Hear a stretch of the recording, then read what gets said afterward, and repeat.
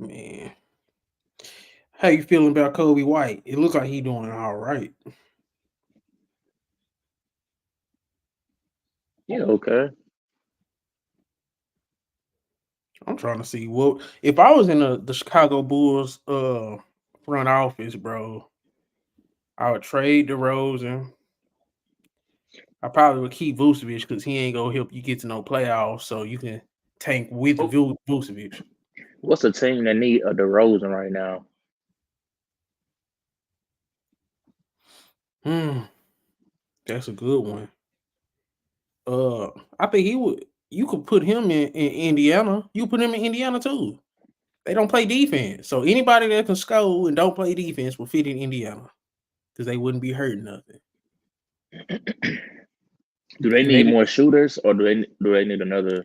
nah, he Um, can't. I mean, they need a one-on-one player. so that's the only thing they Indiana missing needs some, really, as far as their offense.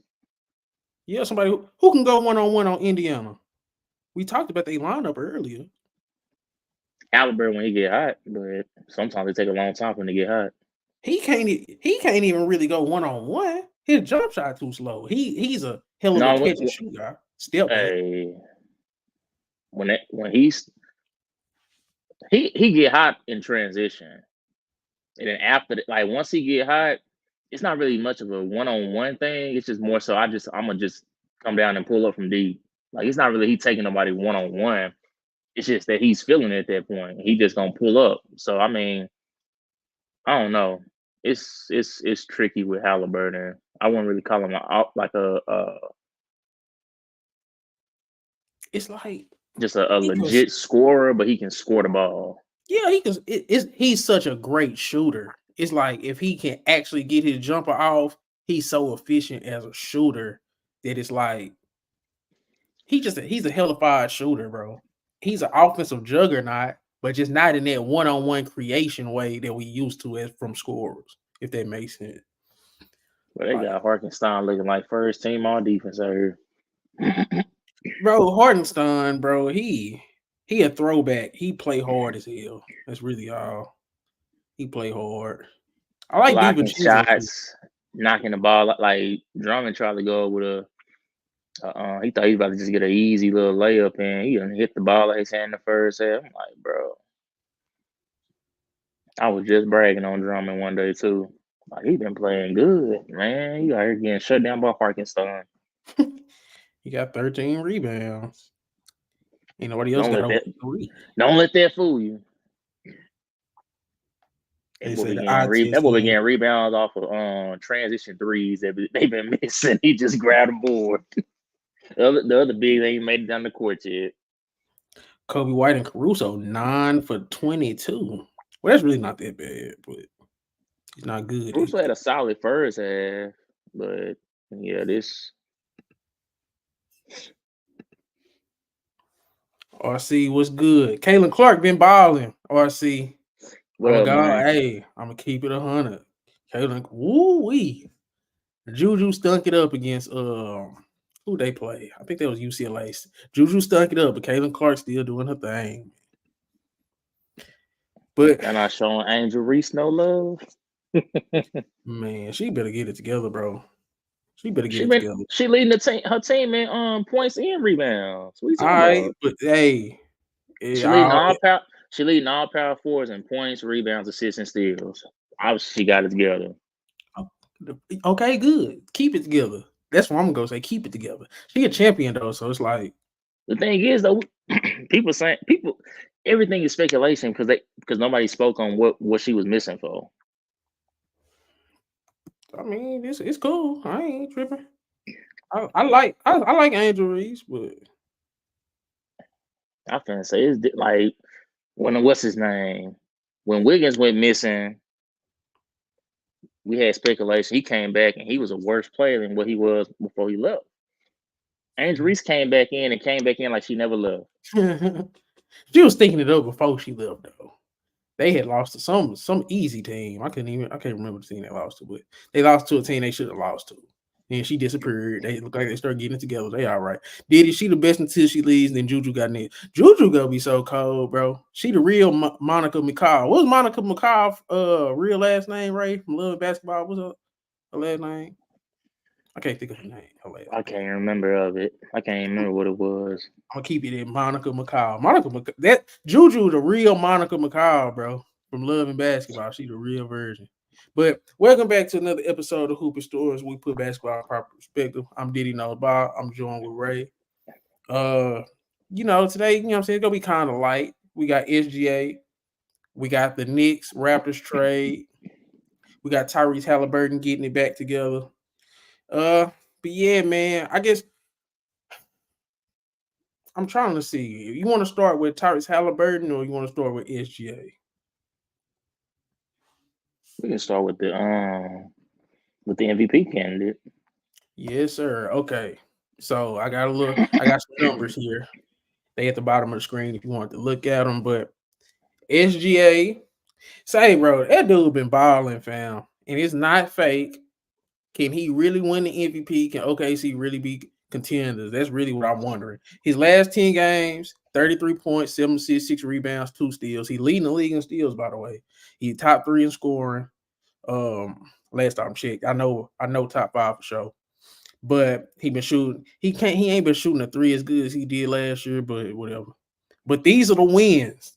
These are quality opponents they played. They played Sacramento, Denver, Memphis, Clippers, Lakers, Minnesota, Knicks, Denver, Brooklyn, and Boston. They've been 8-2 in their last 10. And I don't know if because on my other channel I made a video and I said this is gonna be the toughest stretch for OKC because they're playing big teams. My biggest thing with them is could they beat big teams? They beat the hell out of all the big teams except the Lakers. They beat all the big teams except the Lakers. What's up with Chris? It was good. Sacramento. Sacramento ain't a big team, and nobody showed up for SGA. I ain't gonna cap. Jalen Williams. Sacramento don't got a better record than the Lakers. They do, but I'm saying the big teams. Like I said, I thought OKC would struggle with size. Oh, you talking about for like size, big or size. Like the Denvers, the Lakers, Minnesota, Knicks, Denver, like those teams. Like and they beat all the big teams except for the Lakers. Sacramento during Aaron Fox just went nuclear. That's the game he had 43. But my question to y'all is, how realistic would it be for SGA to win a championship this year? Mm-hmm. Is it realistic?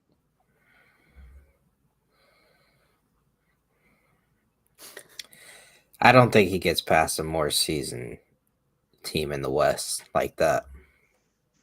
I don't think he'll get past like Nuggets if they're back healthy and fully gelling. But I don't think he'll MVP. Oh, you talking about MVP? My bad. Okay. Mm-hmm. Yeah, I think he can get MVP for sure. All he has to do is be top two seed, continue to keep his stats up. He'll be fine. Embiid might have to have a little drop off or miss like the games played threshold, but I do think he can get it. It just depends on if Embiid drop off a little bit or miss too many games. But if he keep his stats where they are now and they finish top 2 seed, I think he got it. Right? How you feeling about his MVP candidacy? I mean, we keep talking about Embiid, but why does Embiid never get a knock on when he missed games? And then he go out there and dominate against teams he supposed to dominate against. And we just forget about that game he missed against the contending teams that he be missing against. Like, why we don't ever knock that against Embiid? Because soon when Jokic started kind of missing games or they got on this little losing stretch, they start saying, well, man, Giannis done skipped him. Giannis should have skipped Embiid too then. And SGA should have skipped both of them. Because SGA ain't missed not one game against this tough stretch he just had. He ain't missed not one game. Did you just see my MVP ladder? When I had Giannis, I had Embiid, SGA, and then I had Jokic at 4. You didn't see my MVP? We done had, man, people done got so accustomed to Giannis, Embiid, and Jokic as the only 3 people we want to discuss in MVP talks Now that somebody else is a real threat, they like, nah, man, I gotta see more. Like what? Nah. Hey, Embiid Even did show up against the Timberwolves. He dominated them too. So he didn't skip that game. He came and he said, "Yeah, I y'all ain't one to play with." So I'm just saying, SGA doing this for second year and third year players. That's true. So Chris, I'm assuming you got Embiid. What's your MVP ladder right now? Your top 3 candidates. Then I'm gonna ask you. my MVP. I think I said Embiid 1, Shay's at 2 for me right now, and then I'm gonna have Giannis, Jokic, Luka. Luka fell because of just wins. He'll be back up there when they start winning again. Ray, who you got? I'm gonna say Shea, Embiid, then Giannis as my top 3 because Giannis with these back-to-back losses, that kind of knocks him. I ain't gonna stunt, Chris. I got SGA number 1 too. I got him number 1, bro. Like it's not even just the fact that it's the team success. Is you look at his numbers, what he doing on both ends of the floor. Because I made a video earlier and I said this. I said, bro, because he's 25. Tatum 25, Luka 24. That's this. It's its own generation right there. Because you got Giannis, Jokic, and Embiid. That's their own generation. They all like 29, almost 30, whatever. Then you got the older guys, the Currys, the Kawhis, the KDs. Out of that 25 generation, Luka, Tatum, SGA, right now, say I love Luka, I love Tatum, but SGA on both ends, he the most complete player right there. He the most complete player. And when he's playing against these guys, he's winning. He's looking like the best player on the court. And it's just, I feel like he's a better defensive player than Luka, and he's a better offensive player than Tatum. He's the best of both worlds. He's a two-way player. And it's just, he's getting undeniable at this point. What you got to say to that? I think it's funny. Over his last 10 games, Luka has better averages on everything except for steals than Shai Gilgeous-Alexander, and better shooting percentage as well. But Luka also don't let everybody else eat, bro. And he complains more. I'm talking about everything combined. Look, I think Luka's more amazing than Shai. If I had to pick somebody in a series, and it's like if I could have one player in a series, I'll go Luka. I think Luka's the most spectacular player in the NBA. He's the most capable of taking over a game. But in terms of somebody who night in, night out, I know he go show up, do his job on both ends consistently. Yeah. I just like Shai right now, bro. He leads by example. He a blue collar guy. He old school to me, bro. And I just love it. Nah, I get you. I'll give you this. Shai is much better on the defensive end than Luka. I think Luka has improved from last season defensively as well. But as far as who else should Luka get involved, I'm gonna test it out right now. Since Kyrie has been out, who do you want Luka to let cook? Dante Exum, Tim Hardaway Jr. To an extent. No, they're not really going to help not you win that. the game. It's just that everything has to revolve around Luka. That's true. SGA can let them other dudes just do whatever. Like SGA can sit in the corner. SGA can take over a game. SGA, it's like for Luka to be successful, he has to have the ball. He has to. It is what it is. SGA not like that. I don't know. I feel like we'll see that more because I've seen plenty of games where Luka and Kyrie both have been cooking, even this season, especially against the Lakers. They drop almost 60 on them together. But I feel like if Luka has been trying to get better off the ball, trying to get better with catch and shoot situations, especially when he's playing with Kyrie, and now he has that second facilitator in Dante Exum as well to help with that, initiate offense as well. I feel like he can get better off the ball, but I do agree with you that if he doesn't have like a second score, he's going to just play Luka ball and everything revolves around him. And that'll win you games, and that'll look nice for Luka, but I don't know if you're going to win championships like that. We'll see, but I don't know if that's something that's sustainable. Ray, Luka, SGA, Tatum right now. What you doing? Who am I taking out of those three? Or like in what order am I placing them? The order I placed them in is I would say Luka is better than SGA, but SGA just playing better basketball, winning basketball. And I think sometimes we sometimes get that misconstrued.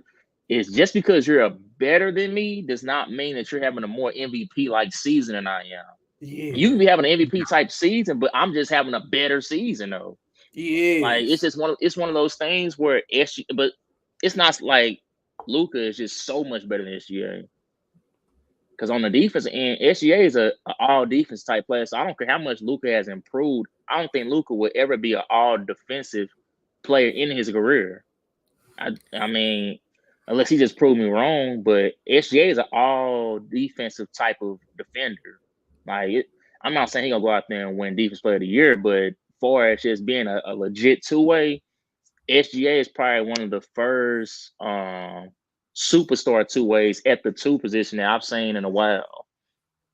Yeah. And I feel like you hit it the nail on the head. That's exactly where I'm at with it. It's like when you look at Tatum, I feel like him offensively, Tatum, it get clunky at times, bro. It just really do. I don't think Tatum a top 5 scorer in the league, bro. Like he's not upper echelon scorer, man. He's a good scorer, not great scorer. And defensively, I think he's great because he's just so versatile and he would legit be wanting the matchups. When he started guarding SGA kind of went quiet in that fourth quarter. I ain't gonna lie. But so what Tatum brings defensively, that's my favorite thing about him. He kind of like in that Paul George Indiana phase, Tatum, where it's like you such a good two-way player, but it's a limit to your offensive capabilities. And same thing with Luka. You such a great offensive player, but there's limit to your defensive capabilities. I look at SGA, it's just no limits to his game. He's a master of none, but he's pretty damn great at everything. He mastered that midi. Yeah. Oh yeah, master the mid-range. But yeah, we can move on. I just had to give SGA his flowers because he's getting better every year at a rapid rate, and now it's translating to real winning basketball. Them last 10 games, that's a crazy stretch. It's a crazy stretch, bro. Yeah, these playoffs gonna be telling though. Them playoffs gonna be real telling though. Yeah, I mean, this is just what I'm seeing right now because he beating great teams right now, so it looks good. But it do got translated to the playoffs. Okay, before we move on, what does it have to look like from SGA in the playoffs for us to keep him at this level? What does it have to look like? I'm gonna be generous just because it'll be his first time really in the playoffs. I don't want to see him go out in the first round. That's so just he has to get out the first round. If he get out the first round, I'll be generous. I'll say, all right, I'm gonna give him his flowers now because he earned them. He earned them. But I'm gonna continue giving flowers if he make it out the second round. Okay, he gotta make it out the second. Okay, right. Make it to the second round. Make it to the second round. So what do you have to see from SGA in the playoffs this year? Chris said he has to make it at the first. I'm kind of right there too. I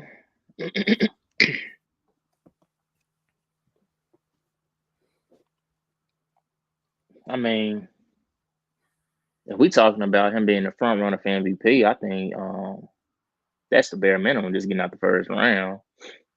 We need to see a push, even if it's just you being one game away from getting out of the second round. Like we need to see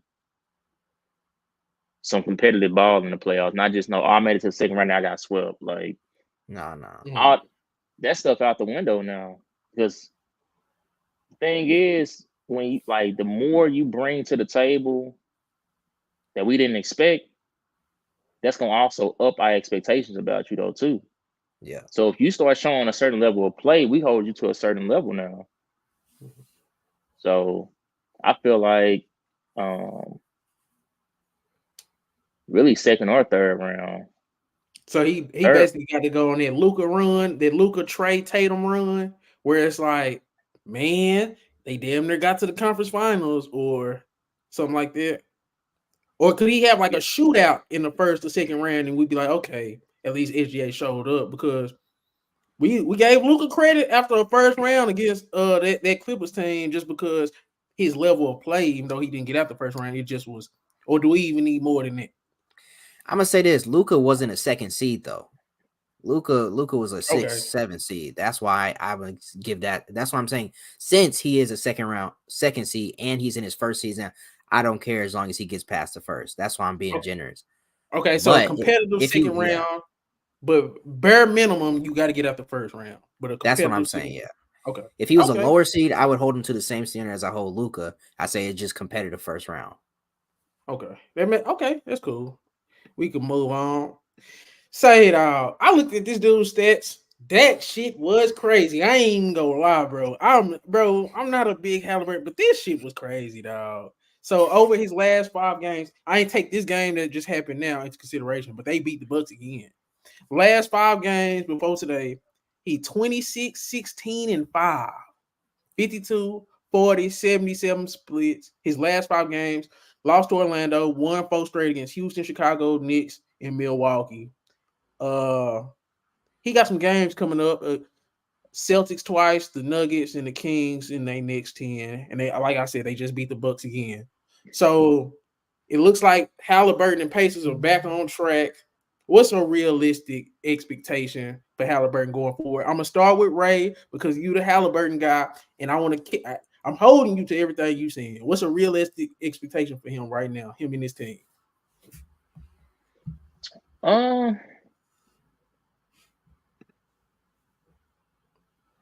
I say we looking at they either gonna be that 7 or 8 seed, or they gonna sneak in right in that number 6 spot. That's what I'm looking at.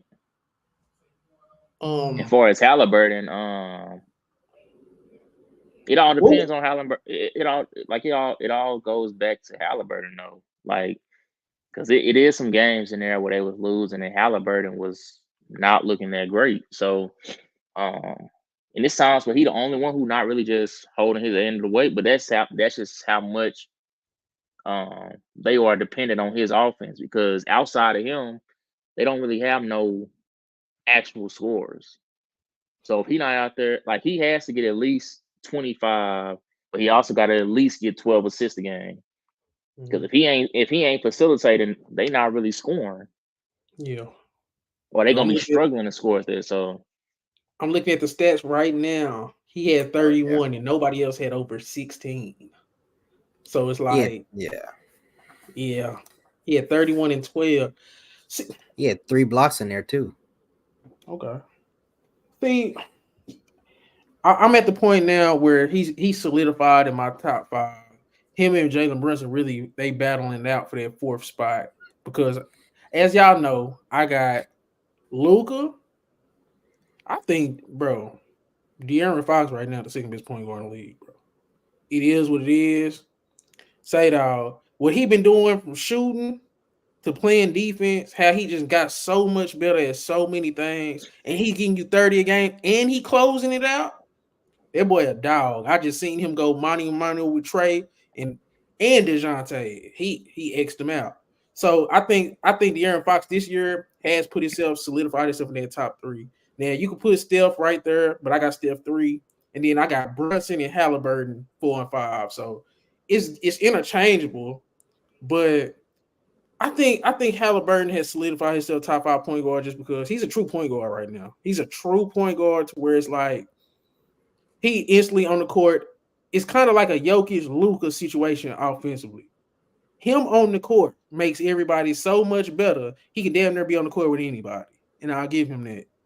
But I think defensively in the playoffs, I ain't gonna lie to y'all. I think he gonna get exposed in the playoffs just because the intensity, the level of defense people play in the playoffs, you're not gonna get as many fast breaks as they've been getting this year. And we seen it against the Lakers in the in-season tournament championship. When people is locked in on Haliburton, he can be stopped, bro. And it's just like I gotta see him in the playoffs before I can really, really gauge him. Same thing with Shea.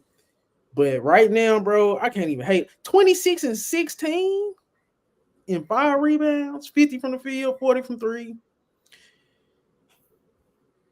So they got the Celtics coming up twice. They got the Nuggets. They got the Kings. What y'all want to see in them next games that will just Like, what do those next games mean? Kings, Nuggets, and the Celtics twice. What we got to see from the Pacers? It's kind of just like Shea going through his little gauntlet of tough teams. Same thing with Haliburton. He got to continue to get wins and continue his consistent level of play, and that's fine. Everything gonna look fine. He's Pacers play fast, and so that's another reason why he's able to help them get easy buckets, and him being a true point guard helps with that. So he continues his play, and just being the true point guard that they need, also carrying the scoring load at times because they don't have that second reliable scorer that he may need. It's gonna say a lot about him in his season so far. Do they need a trade? They do. They need something. I don't know. I've seen Pascal being floated out there. I don't know what you have to give up and if that'd be too much to get to him. But they need like a Pascal or Kuzma would be nice if they could get him. Just another like solid, consistent scorer. Yeah, I know you say you're Zach Lavine. Let's stay there because you know Kuzma, my boy. I liked it. That would Kuzma fit on the Pacers, Ray? Would you like that? Yeah, because he can run with them. Mm-hmm. And he ISO scorer, so you get a double whammy out of that. Because you know Pacers like to run, like that's where. So Kuzma, let's say Kuzma available, they can get Kuzma. Let's say Zion available and Pascal available. Give me the order in which they should go. Kuzma, Siakam, and Zion. I think Kuzma fit their offense the best because Pascal and Zion can't shoot really. I mean, Pascal can, I don't know. He just don't fit. He don't really fit their offense, in my opinion. He more of a, I want to drive and take you out. No, like he looking for his own buckets, really. Like Kuzma at least will at times he can have his moments where it's like, okay, you should have passed that. But for the most part, Kuzma, he realizes, I think more now than ever, that the offense, like the defense, looks at him like, okay, what is Kuzma gonna do when he got the ball in his hand? So they're more focused on him. So he finally realized, oh, I can just hit the open man right here. It was a point in time where Kuzma didn't do that. Kuzma just gonna go out there and look for his shot, and that's it. But now Kuzma finally learning how to facilitate more so than just, okay, I just have to score when I get the ball. So I think he fits their offense better because they need an ISO scorer. They also need somebody who can score in a transition. But they also need another scorer who can also have eyes on him and help other players get involved in the offense. And I think when you only got Haliburton out there that can do that right now, out of those three guys we named off, like Zion, he's gonna be in the paint.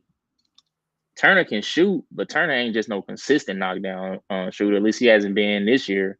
He's been off and on. So I think Zion kind of he doesn't really move them that much. And then Zion done had his up and downs, injuries, just his weight. Like it's too many things. It's too much baggage coming along with that. And then Pascal, it's like, I don't know. We ain't really seen much out of Pascal from a win, like how his game can translate to winning since really Kawhi was there. So it's like, why would we want that? And we've been seeing you the past seasons, and y'all been struggling, not looking that great. So, and then with Kuzma just been on bad teams. So it's different with him. He thought Jordan Poole was going to be a different Jordan Poole. Bill obviously bailed on them last year.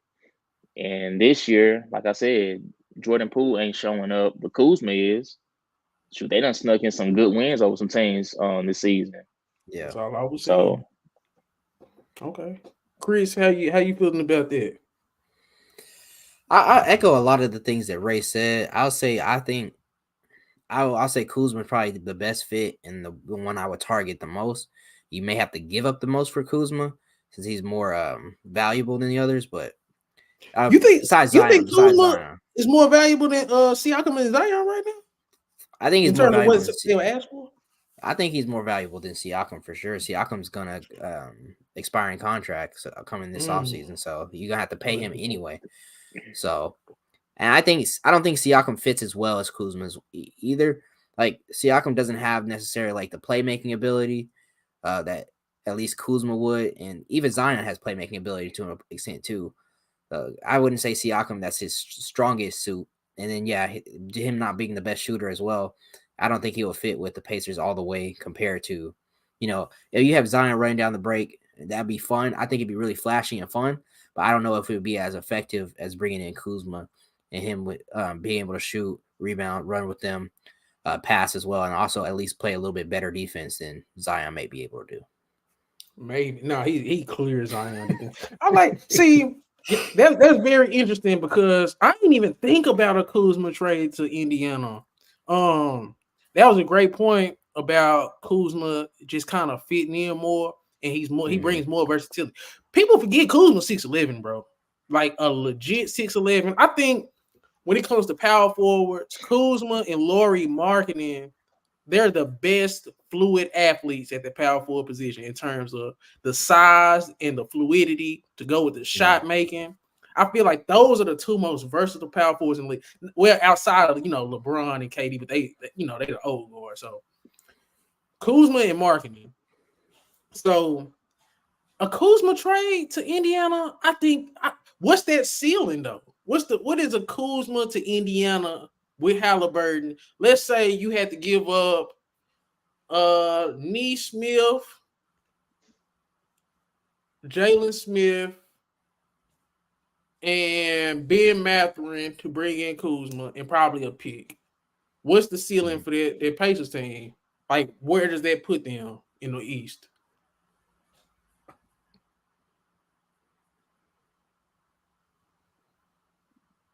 I think it at least puts them right there with the Knicks.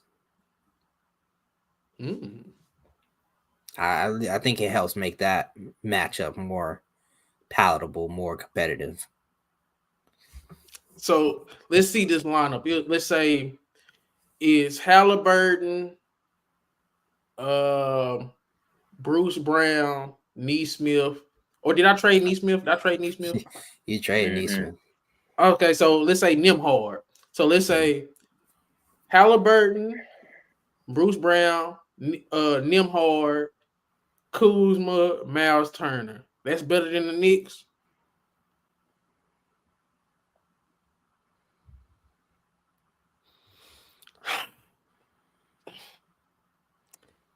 I still think they could be better, like a fifth seed.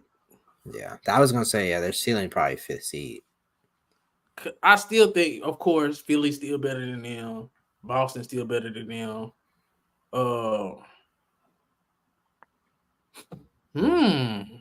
Miami been hurt a lot, and they still been competing. With Miami. Okay, I'll throw Miami in there. So that's 3 teams. Like if they matched up with Miami in the playoffs, I still think Miami would win. Yeah, I give you that. I think the Pacers could be the 4th team in the East right after the Heat. I still think the Heat is number 4, ain't they? Who? The Heat ain't they number 4 in the East right now? They could be. I think they'll fit right there in that 5th slot. Let me see. Yeah. Because people playing right now, so it could change. Right now in the East, Boston, Milwaukee, Philly, Miami, Orlando. Orlando is still the 5th seed. They don't win a lot of games. Indiana creeping right there at the 6th seed right now. They don't win 5 in a row. A Kuzma trade, yeah. Chris, we was talking about a Kuzma trade to Indiana. How good that would make them. You got some thoughts on that?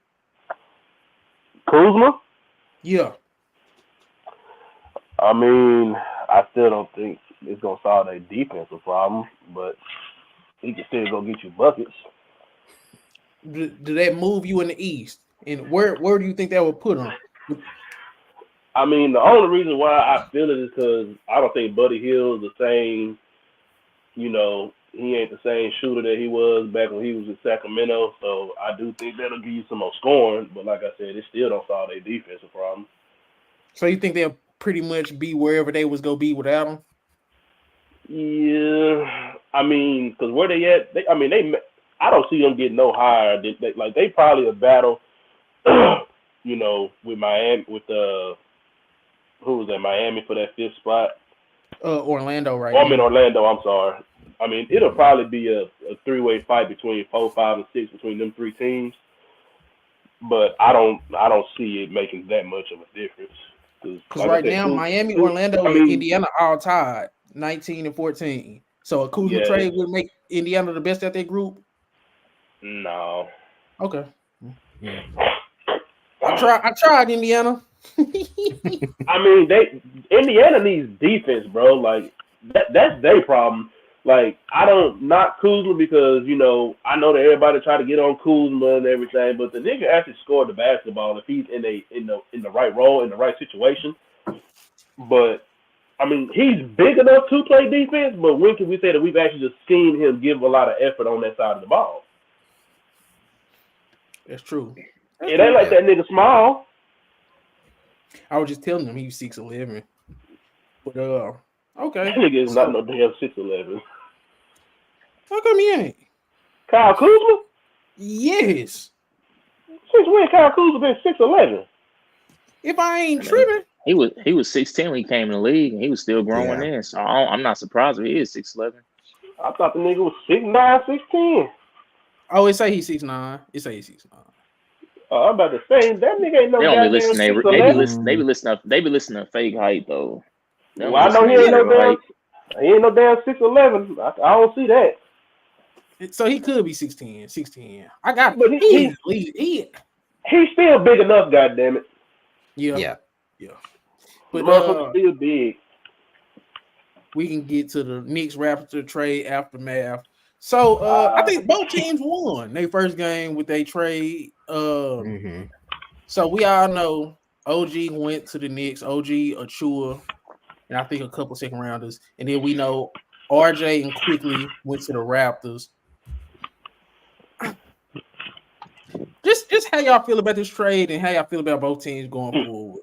Whoever want to start. The Knicks gonna be the exact same team.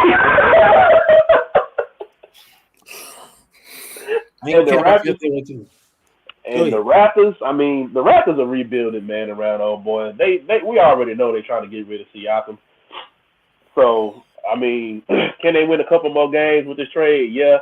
But we know that nigga finna get up out of there. They just trying to find the right team. I think they actually trying to work with him to find a team that's gonna be willing to pay him after this season because he's a free agent.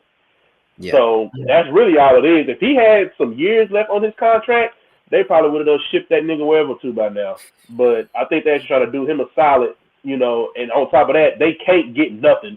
They let Fred VanVleet walk, which I ain't tripping on that just because, you couldn't trade that nigga. That nigga was playing so bad the year that last year in Toronto. Nigga, that'd be like literally trying to sell water to a fucking fish to get that nigga to get traded somewhere, bro. I never thought about that. Since you said it, because I was like, bro, why they didn't get nothing for Fred VanVleet? And then he played too bad. Nigga, we talked. Look how bad his nigga's numbers was, bro. Yeah, I'm actually gonna do it. I couldn't fathom Rockets paying him all that money after that play he showed last. It's working out for him though. It's working out. Yeah. But that's the only way that somebody was gonna do it if they just paid him outright and didn't give up any assets for him. You weren't giving up assets for the one thing that you're supposed to be good at doing, is shooting the basketball. And he was terrible. Ain't like the nigga was really, I don't think he was injured like that. Like, he played a decent amount of games. He just shot bad. That boy shot, he averaged 19 points, 7 assists, 4 rebounds on 39, 34 in 89. But damn, and that's 30, and that's 30. And and see 39% from the field, and guess what? That 34% ain't even telling the whole story. I done seen games and that nigga was well in the 20s. Yeah. So That's why I said they have to trade Pascal, because if they let him walk and get nothing for another key player again, they're gonna be in trouble, bro. They are going to be in trouble unless they're gonna pay that man. They better find somebody that's saying, yeah, we want to go ahead and pay him as soon as we get him. Because if they let him walk again, they are literally they need to stack up some picks right now. So, okay. Ray, because Chris, you got to draft. Don't nobody want to go to Toronto. I think they just need to build with young guys, just like how OKC were doing. Build around Scotty and quickly. I'm just gonna ask, how would you build around Scotty? I'm gonna add Chris because you kind of like me with the draft shit. Now that you brought in Scotty, you got in Scotty, you got RJ, you got quickly. What's next for the Raptors? What do you want from Siakam? Who's the coach? Real quick though, who's the coach up there? I don't know his name. He like I can't. I don't know his name. Oh, okay. Yeah. The trade was good for both teams. The trade was good for both teams. I agree. Quickly's been, at least for 2 games now, Quickly's been pretty good. So as long as they get it's continue to get good guard play from Quickly and Barrett, I don't think they have to necessarily trade Siakam for another guard. I would probably trade for another big or just another wing defender, just another wing 3 and D guy. So that way we don't have another scorer, and then so that way Scotty Barnes can take more of a scoring role on top of having RJ Barrett and Quickly as well. If you give Scotty Barnes the ball more and just allow him to be a scorer, and then continue to play defense on the other end, you just have someone that can be a role player on the wing, I think that would help them a lot more too, rather than 2 guys butting heads. That I don't think the fit between Siakam and Barnes is all the way there. I hate that fit. I think Scotty Barnes is really more of a facilitator. He's a big guy, but he can facilitate, score. But I think he's better at running an offense than scoring. So I kind of liked how that when they brought in Quickly, because Quickly he go get his own. He can play on or off the basketball. But what else do they need around the Scotty Barnes? And Ray, you can speak on this if you want to. I just trying to see what is the route to build around a Scotty. That's all I'm really asking that question, because they're clearly starting to rebuild. But in which route should they go? I feel like Scotty is one of those other power forwards that you was talking about. That's just fluid. Like it's so much that he brings to the table. He's versatile. So, he's just one of those guys who you can really kind of fit anything around him. As long as they bring something on the offensive end. I feel like they can fit around him because he can shoot, he can score, he can score the basketball from anywhere on the court just about. And he's solid on defense. So it's not much that he really doesn't bring on either side. So you can bring a player, it can be a 3-and-D type player. I think that's really what they need now, because they got a lot of ball handlers now between Quickly and RJ Barrett on the court. So it ain't like they need another ball handler out there. Now you can just set them up around some catch and shoot type players. Maybe an ISO type of scorer off the bench, maybe, just to kind of have some scoring off the bench. I don't know exactly what their bench look like right now. But yeah, I'll let you finish though. I say really just stick some catch and shoot guys, some 3-and-D guys around them. Okay, go ahead. No, I was about to ask because I know. Do y'all feel that New York should have tried to hold on to Quickly, or do y'all think that they'll be good without him? They should have killed Quickly, bro. I think they should have kept him. I don't think he wanted to necessarily be there. I think he wanted a bigger role. Right, but I guess, do you feel like he would have got a bigger role with RJ being gone, or do you think he still would have been kind of stuck in the same spot? He still would have been a 6-man. Because you can't play him and Brunson together like that. But he just would have got more minutes just because, you got to replace the RJ minutes. Plus, I think Thibodeau he takes a liking to players who are defensive minded, and Josh Hart is defensive minded. So I think he still would have favored Hart over Quickly in that starting position. Okay, let's transition to the Knicks now that Chris brought him up. What else do the Knicks need? Are they done? They need some more moves because the Knicks are gonna be the same exact way they've been the past couple of years, man. I love Brunson and what he's been able to do. You know, finally getting his own team and getting the reins, but let's just keep it a buck. Julius Randle's not enough. He still needs another piece. Like they need a superstar. They need they need to try to, and it kind of sucks because I'm sitting here about to say they need to move up in the draft, but that shit don't happen. But it's just one of them things, bro, where it's like they need a veteran star, because I don't think that you can have Julius Randle as your second option. I think they are way past that. If anything, it needs to be Brunson and maybe a 2-guard, as your 1-2 punch, and then Julius Randle is your third option if he just got the look. I don't feel like that's what I feel like. They need a 2. They need a superstar shooting guard.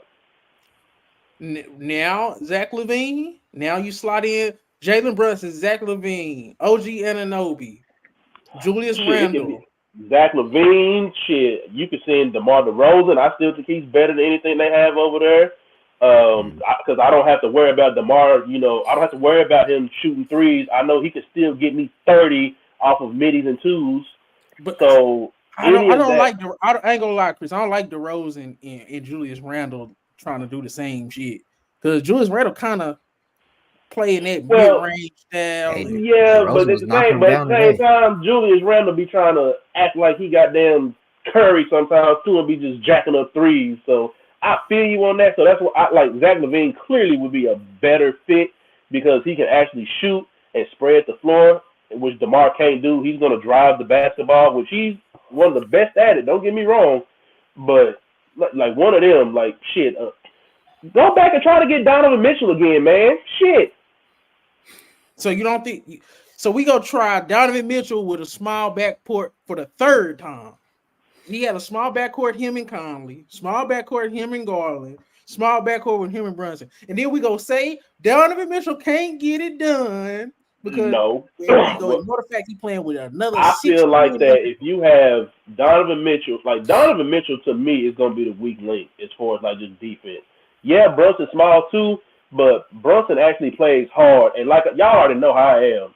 I just need you to give me some effort. I'm not expecting Donovan to give me a whole bunch of effort, but I know Donovan is gonna get me buckets. Now, if you're looking more like you want size, then yeah, go with Zach Lavine. But when I'm just talking about give me a superstar scorer next to Jalen Brunson and let Julius Randle be your third option.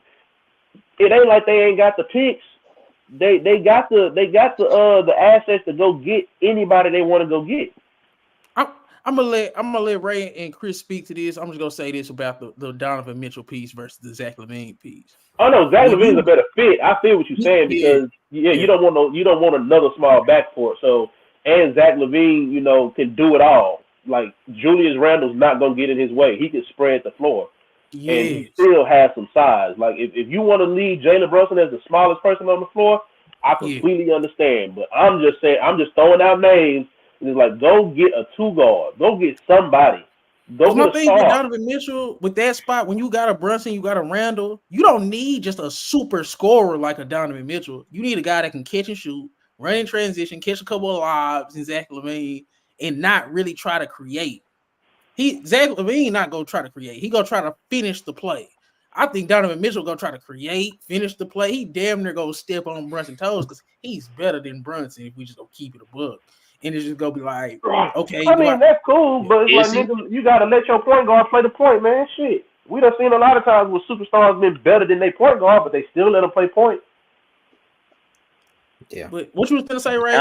Then I'm gonna get on that. I said, is he? Is he what? Stop. He done got outplayed in the playoffs by him 2 times, but we're gonna keep saying he better. It's gonna have to happen the third time for you to say, oh no, Brunson better. Oh damn. Wait. Say that again. Back-to-back playoffs where Brunson outplayed Donovan Mitchell. We're gonna keep saying he's better than Brunson. Oh yeah. And you the main one said Brunson is the most disrespected, and you just sat here and disrespected him. I think they both disrespected. Because okay, now head to head, One is warranted though. And they both went to a different conference at the same time, and he still gave that nigga barbecue chicken. But I'm gonna say this in Mitchell defense, bro. Utah, them dudes is trash. What they got to do with him playing bad? He didn't play bad against Utah. He had a 3-time defensive player of the year, man. Come on. They wasn't dynamic enough, and that was a small backcourt. He played with too many small backcourts. I feel though. I can say you can say Brunson better. You can say Brunson better. You can say Brunson better. You can say Brunson better. People not gonna like it because Donovan Mitchell's, a flashy scorer, and people like him more. Matter of fact, and wasn't Julius Randle hurt in that first round where they had to play each other and Brunson still beat him? His feelings. No, Julius Randle was healthy.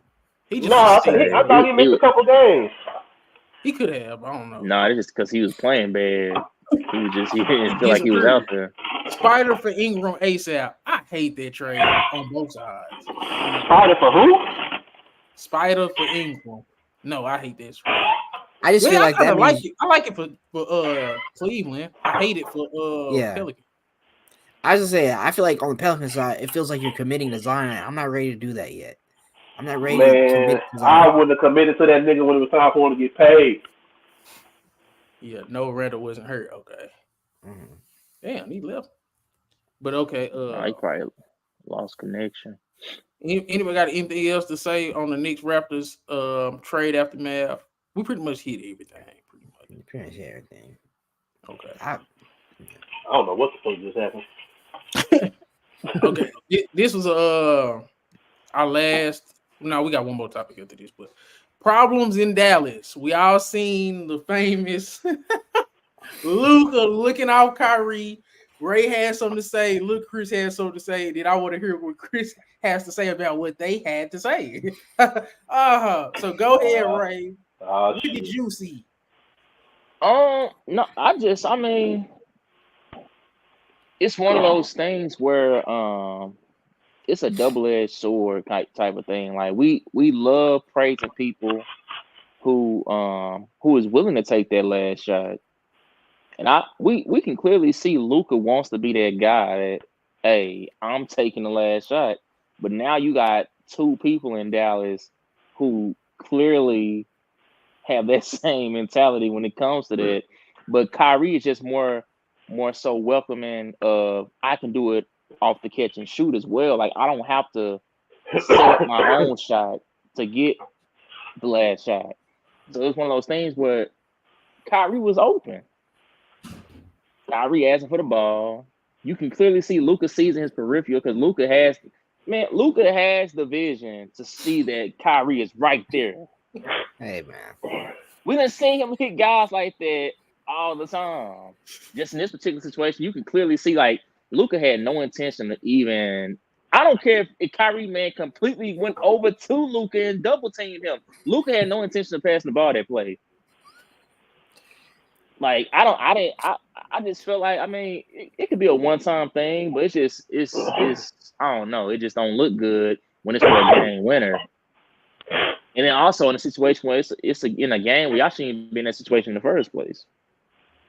Facts. That was my biggest thing. Okay, look, Chris, what did you have to say? And then we go to Chris to respond. Look, man, everybody talk about he didn't pass or whatever. Like the Maverick one, it wasn't for no game winner. Like they got blown out in that game, so it didn't matter.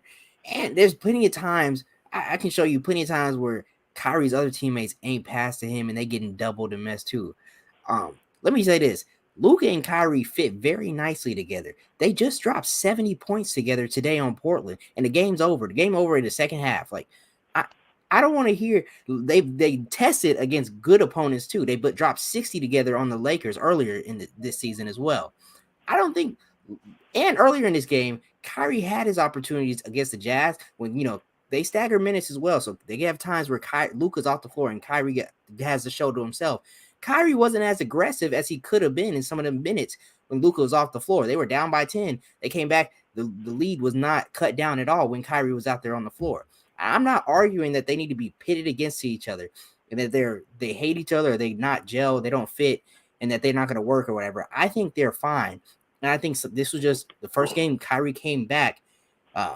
And they're also trying a new lineup with Dante Exum as a third facilitator in there. It's a little weird. This is the first time coming back, and now they have to play that second game. Things gelling, they moving just fine. I don't think it'll be we've seen this in the past as well. I think it was against Sacramento back when they were, who's going to take the shot? Me, you, who's going to take the last shot for the game winner or whatever. And in their first couple games together. Like I said, eventually that'll get worked out too. And I don't think Kyrie has a problem if Luka takes the last shot. He's hit game winners. I don't think Luka has a problem if Kyrie takes shots. He's hit even bigger game winners. So as long as somebody hit the shot, I don't think it'll matter. Okay. Now, Chris, you done heard both sides. How you feeling about this? I know you got a stance, and then I'm in the middle, bro. I ain't gonna tell. First of all, Ray, you need to cut this. That's what happened. You should have stayed loyal to LeBron. This is this nigga's third team since he has been. Can we shut that narrative down?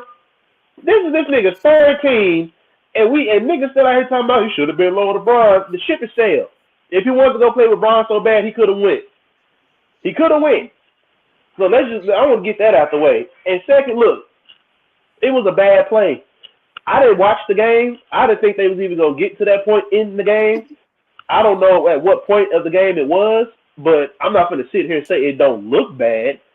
But at the same time, am I going to sit here and act like, okay, is Luka really just going to blatantly not pass this nigga the ball? Like, they was getting their ass whooped so bad, that nigga Luka was just trying to put a cape on, man. And we done seen that happen to a lot of players, and sometimes it's to the detriment of the team. They wasn't finna win no way. He was just trying to have a goddamn cape on. So that's why I was like, I'm in the middle. I'm not going to win no way, Chris. Just pass the damn ball. Just make it look. I get you, bro. I get you. But nigga, you know how niggas are when niggas start to get too nigga. We see this with niggas all the time. Game out of the reach, but they still trying to make something happen. They do all this dumbass shit. And that right there is just some blatant dumbass shit. You see the nigga right there wide open. Like, at this point, nigga, ain't no point to put on the goddamn cape. Don't try to go into the phone booth, take the glasses off, and try to change from Clark Kent to Superman. It's too late. The game is over. Like, at this point, nigga, you might as well just pass the ball, and then, shit, I would have fouled somebody and just asked for a sub. I'm not playing the rest of this game. I'm going to say this, because y'all all bring up good points, so, but y'all forgetting what happened with Cleveland. Y'all forget what happened with Cleveland, bro. When it was I don't even think Donovan Mitchell was there. I think it was like just Cleveland, no Donovan Mitchell, no Darius Garland, no Mobley, just Jared Allen and the guys. And they lost to them. I think but you know what though? We done seen the Mavericks had these ugly ass losses to teams like that anyway. So that's why even with that game, I wasn't surprised. I really was not surprised that they lost that game. Like, that's just me. And then, and then even when that game, Kyrie didn't play. Granted, he shouldn't have had to, considering everybody that was out on the Cavaliers. But nigga, I don't get surprised when I see games like this from the Mavericks. This is who they are. I don't give a damn who they bring in next to Luka. Like, I just expect to see games like this from these niggas sometimes. But so I think that's what we're overlooking in the Luka conversation, the Mavericks conversation. When you're fighting for a playoff seed in a tough conference like the West, you can't drop to a Cleveland Cavaliers team down 3 stars. You can't lose. And I didn't watch that game either because I just assumed they was gonna win. And that's the problem. Not just the not passing.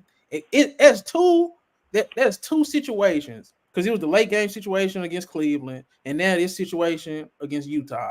But this is against 2 bad teams. Right. 2 bad teams at the time. In my opinion, that's the bigger story than the not passing to Kyrie. You got to get the games you're supposed to get. That Cleveland game where I don't think even Luka got a good shot at the end. He got the opportunity to get a good shot at the end of that game. It shouldn't be Chris. It shouldn't have been. It shouldn't have been to that. Him. But there's no excuse to losing to them. When you drop 39, I'm not sure how much more you supposed to do when you trying to win the game. 43. Look, man, there's been plenty of games where Luka has carried this team to wins that they shouldn't have had when they're missing Kyrie Irving and Derek Lively, your two best players. And Luka's carried them to wins against teams. At times, you're going to drop a couple. I'll give him that. And he shouldn't have dropped Cleveland with Donovan Mitchell gone. And yeah. I'm just gonna piggyback on what's called DJ was saying though. Like we just talked about this before Chris got on about it's just inconsistent with Luka. Luka gets in this mode where it's like it's the Luka show. I'm like, dude, there you go. Kyrie is right is there. That guy too. Kyrie is that guy too. Like that was my biggest gripe about the look off. Cause it's like, dude, you don't have you an excuse. Like you literally have for years, and you ain't using them. I've been saying, and I mean, it was kind of some sarcasm in your voice earlier, little Chris, about you was like, who he gonna try to get involved? Tim Hardaway Jr. I mean, wasn't we just bigging up Tim Hardaway Jr.? Yeah, man. So Luka, Tim Hardaway. Hey, if Luka, Tim Hardaway Jr. winning games, you go ahead and give MVP to Luka right now. If that's your second best player, you go ahead and give MVP to Luka right now. Damn. That's all I'm gonna say.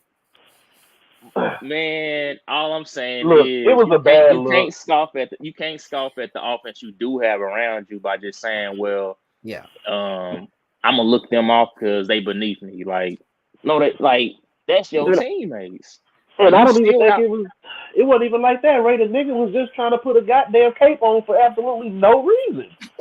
I'm not even on that particular game no more. We done seen this from Luka like off and on, where he has these spells where it's just like, bro, like what are you doing?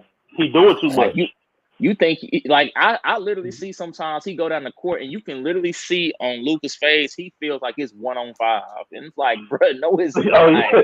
Nigga say you can tell when he walked down that he is not passing that ball. And I think what Ray just said about it, I'm like, that's why I got SGA over on everything Ray just said, just for right now, because for all the talent Luka got, Luka literally he pound for pound. Y'all know how they do pound for pound in boxing. Pound for pound, Luka can say he the best player in the league.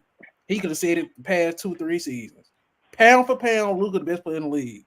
But there's certain stuff that keeps him from getting to that point, and most of it is Luka. From the defensive effort to the complaining to the just playing hero ball at the wrong time. Those are the things that's holding Luka back. Everything is in Luka's control. Luka could easily be the best player in the league if he decided to cut all the bullshit, man. Just cut it. Damn. That nigga Karis LeVert and Jared Allen went off like that. Just cut it, bro. Yeah, it was embarrassing. Yeah. And that's all it. Luka, Utah, Cleveland without Mitchell, Garland, and Mobley. Come on, dog. Come on. Yeah. I didn't expect Isaac Okoro to hit 4 threes that game. So, like, come on. Yeah, bro. Like it's just a bad look. That nigga, that nigga ain't had no choice but to call that nigga Kyrie after he seen that replay and just tell him my bad, bro. Ain't no you can't ignore it. Like, come on, dog. You can't ignore it. Like, again, he being Superman, and I'm gonna have to go back and watch that goddamn game because I gotta record it somewhere on this damn shit. And I'm just like, dog, what was you like? I need to see how the game was in play because how did this happen? I gotta go back and watch the Mugs too, because it's like, come on, dog. I wasn't expecting to have to watch no damn Utah or no Cleveland game. Now I gotta go back and watch these goddamn games. Yeah, I feel the same way on it. But make sure you go back and watch that Knicks game from a year ago too. 60-20. Here you go. Yeah, there you go check that one out too. That's a good game, bro. I love Luka, bro, but we gotta stop acting like he's not shooting himself in the foot for no reason a lot of the time.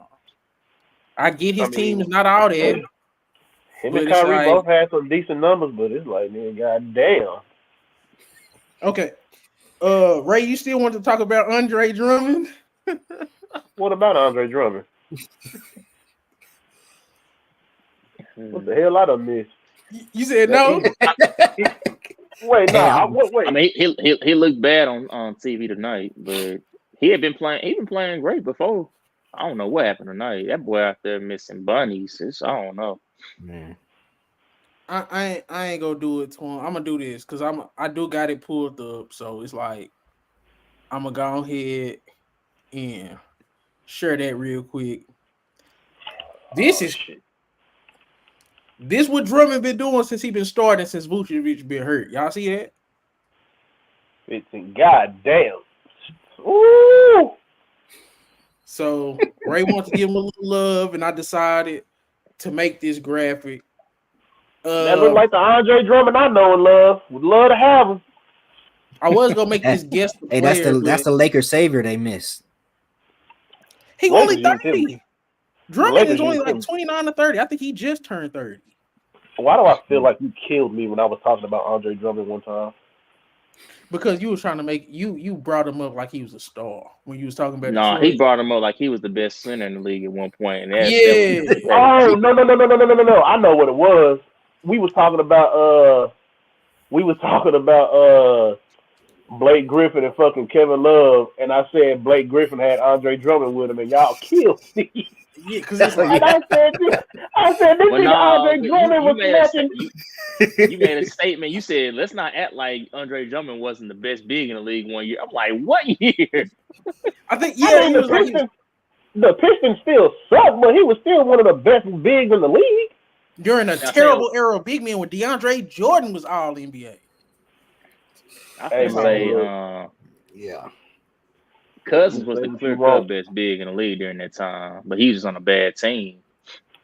They drafted 3 centers in a row. Let's not talk about that era. They did him wrong. They did him wrong. I promise. They could have had Dame. Oh. You talking about Detroit? No, the Kings. They drafted 3 bigs in a row, and in one time they drafted a big over Dame. They could have had Willie Dame. Cauley-Stein. Oh my gosh. They drafted Willie Cauley-Stein over Dame, right? Yeah. I'm pretty sure it was him. I might be wrong. No, that was stupid. Dang, I didn't realize he was that old. Let me see. Let me look it up. I think Andre Drummond is like 29, 28, 29. No, I'm talking about I didn't realize Willie Cauley-Stein was in the same draft as Dame. I didn't realize it.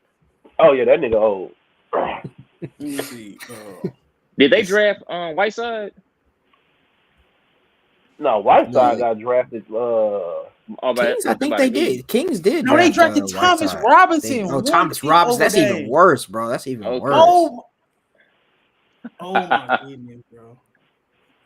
Let me see. Thomas Robinson. Oh, yeah, they did. And if you was gonna choose a big, choose Drummond. Dang. That boy averaged 5 points and 5 rebounds for his career. And then who did they have? Because I'm sorry, y'all, but we got to understand why certain players didn't have great careers, and this is one of them. I be trying to say that, but so Bismack Biyombo? So him being a top 10 pick is crazy. Oh no, I know they didn't do this like this, bro. So Demarcus Cousins in 2011, what's this? 2011, 2010. So 2010. Demarcus Cousins in 2010. Then they picked Bismack Biyombo a lottery pick. Oh no, where they at? Bismack Biyombo. I knew they drafted bigs, but this is terrible. I remember they drafted bigs. And then they drafted Thomas Robinson. Oh my goodness. That's embarrassing. I hate Sacramento. I can't, that's fucked up, bro. You don't do no dude like that, bro. Even if you feel like they do. Hold on a second. Now you see why they had to go trade for that nigga some bonus. Exactly. No, facts. Them niggas can't draft a big and save their life.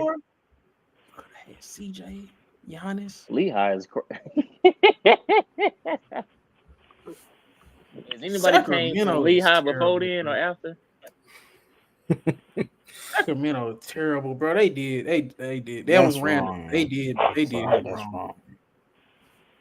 Oh, I did want to play this one. Guess this guy real quick. I did want to play guess this guy because y'all Raiden disrespected him multiple times. I was about to ask, what the hell y'all want to see that nigga Siakam go? Nets, but you know, I don't know.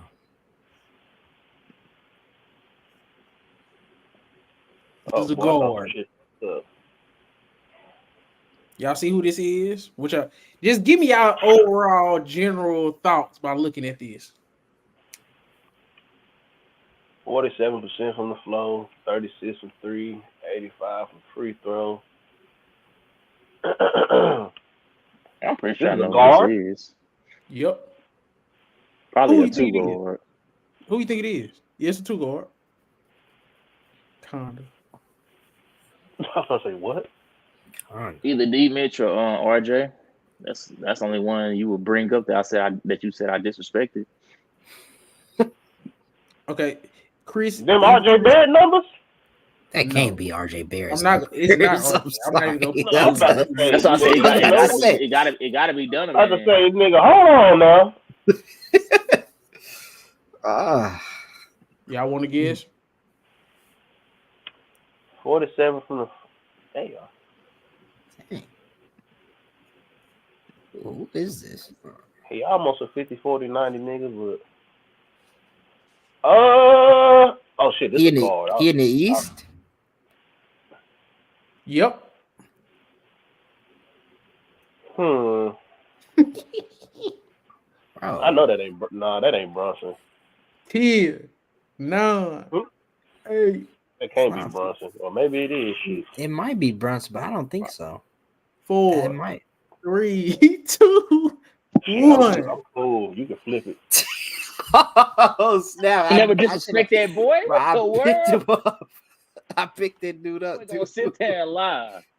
You never disrespect no Terry Rozier. I ain't watched a Charlotte game all year. I wouldn't have got that shit. Ray be talking. I remember you did say something about Terry Rozier because when I was talking about LaMelo, I said no. You mean when you was talking about how LaMelo was out there carrying? I said, man, Terry Rozier was out there. What's called helping him too. You was like Terry Rozier. I ain't talking about no Terry Rozier, and that's what you was. Oh, so that was me. Him. Oh, but man, cause I was thinking, bro, because I'm like Charlotte, they was sticking in a lot of games, and I was just like, how the hell they sticking in a lot of games? I'm looking, I'm like, Brandon Miller playing all right. Bridges playing solid too. All right. Huh? But he been killing. Who? Rozier, right? Yeah. Rozier. That say, bro, this are y'all shocked? No. Not really. No. He's been a 20-point scorer every year, just about with Charlotte. I'm shocked by the split. This is his best shooting by far. Since he's been with Charlotte. This is best shooting by far. That's legit all-star numbers for a guard, bro. He just not gonna get it because he don't got the appeal, he don't got the popularity, and his team not winning. People arguing Derek White over Terry Rozier, or would be arguing Derek White over this. Derek White should not be an all-star. We don't want to see him. I don't want to see him, but I've heard. I want to see that cartoon character face ass boy. The Hawks. Hey, the Hawks had 4 all-stars one time too, so they shouldn't have had that shit either. We didn't want to see them, just like we didn't want to see Detroit when they had them 4 all-stars. It's no offense, great teams, but some of these niggas don't be all-stars. All-stars got to be kind of exciting a little bit, y'all. Just give it a little bit. Derek White in the all-star game. What the hell? I'd rather see Terry Rozier. He's gonna be out there spotting up. yeah, diving for loose balls, hustling and shit. I don't want to see them in the all-star game. God, come on. But I just wanted to show Terry Rozier some love because I thought these amazing numbers, bro. Damn near all-star numbers if he was in a better situation. But you know, you can kind of see why when they got LaMelo, they're semi-competitive. Him, Melo, and Bridges, they semi-competitive, bro. And when they get LaMelo back, I expect them to at least be competitive.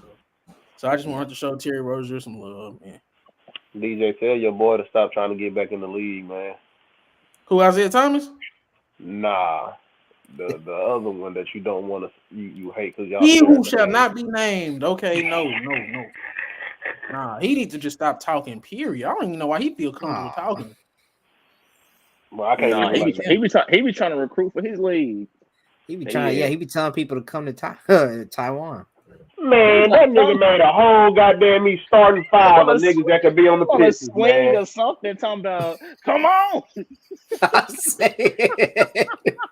That nigga Dwight Howard had made a whole starting lineup of niggas that could go. That nigga talking about me, Isaiah Thomas, talking about all types of retired Demarcus Cousins. I'm like, boy, if you don't sit your big ass Michael down. Beasley.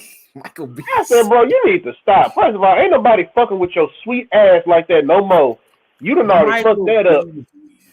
Like, nigga, people can try to sit here and act like they don't care about people's personal lives, but they do. They do. I ain't gonna lie though. If they get a call up and have a scrimmage against Detroit starting five, somebody put a hidden camera in there. Cause I want to see that. Hey, if Detroit in there getting mopped by them boys, put them boys on that roster for real. Bro, hell nah. I'll take Man. Hey, DJ, hey, no, I'm gonna say this though. Out of those five, Dwight Howard is the only player that I can actually see helping a real competitive team, because he's still a legit paint defender. Like, he can anchor a defense still, and he can still get you some easy buckets. So I mean, he's still a live threat. So, but the rest of those guys, Demarcus Cousins, I don't know. He's been out of the league a minute now. And I mean, he done had some serious injuries in his past. So to sit that long and then to come back into the NBA, it just I have to see it before I can just be like, oh yeah, he definitely can. But the rest of those guys, we seen John Wall last year, it didn't look good. Isaiah Thomas last time we seen you, it didn't look good. And Michael Beasley, you ain't look good since Kansas State. Let's keep it a book. Oh man. He had a couple good years in Miami. No. Yes, he bro. When he was the second option to Dwayne Wade looked so sad, bro. Dwayne Wade was having to get 36 and 6 and go out in the first, second round. Bro, Here go the full team. That nigga said him, DeMarcus Cousins, Isaiah Thomas, Michael Beasley, and John Wall. Man. They would get relegated.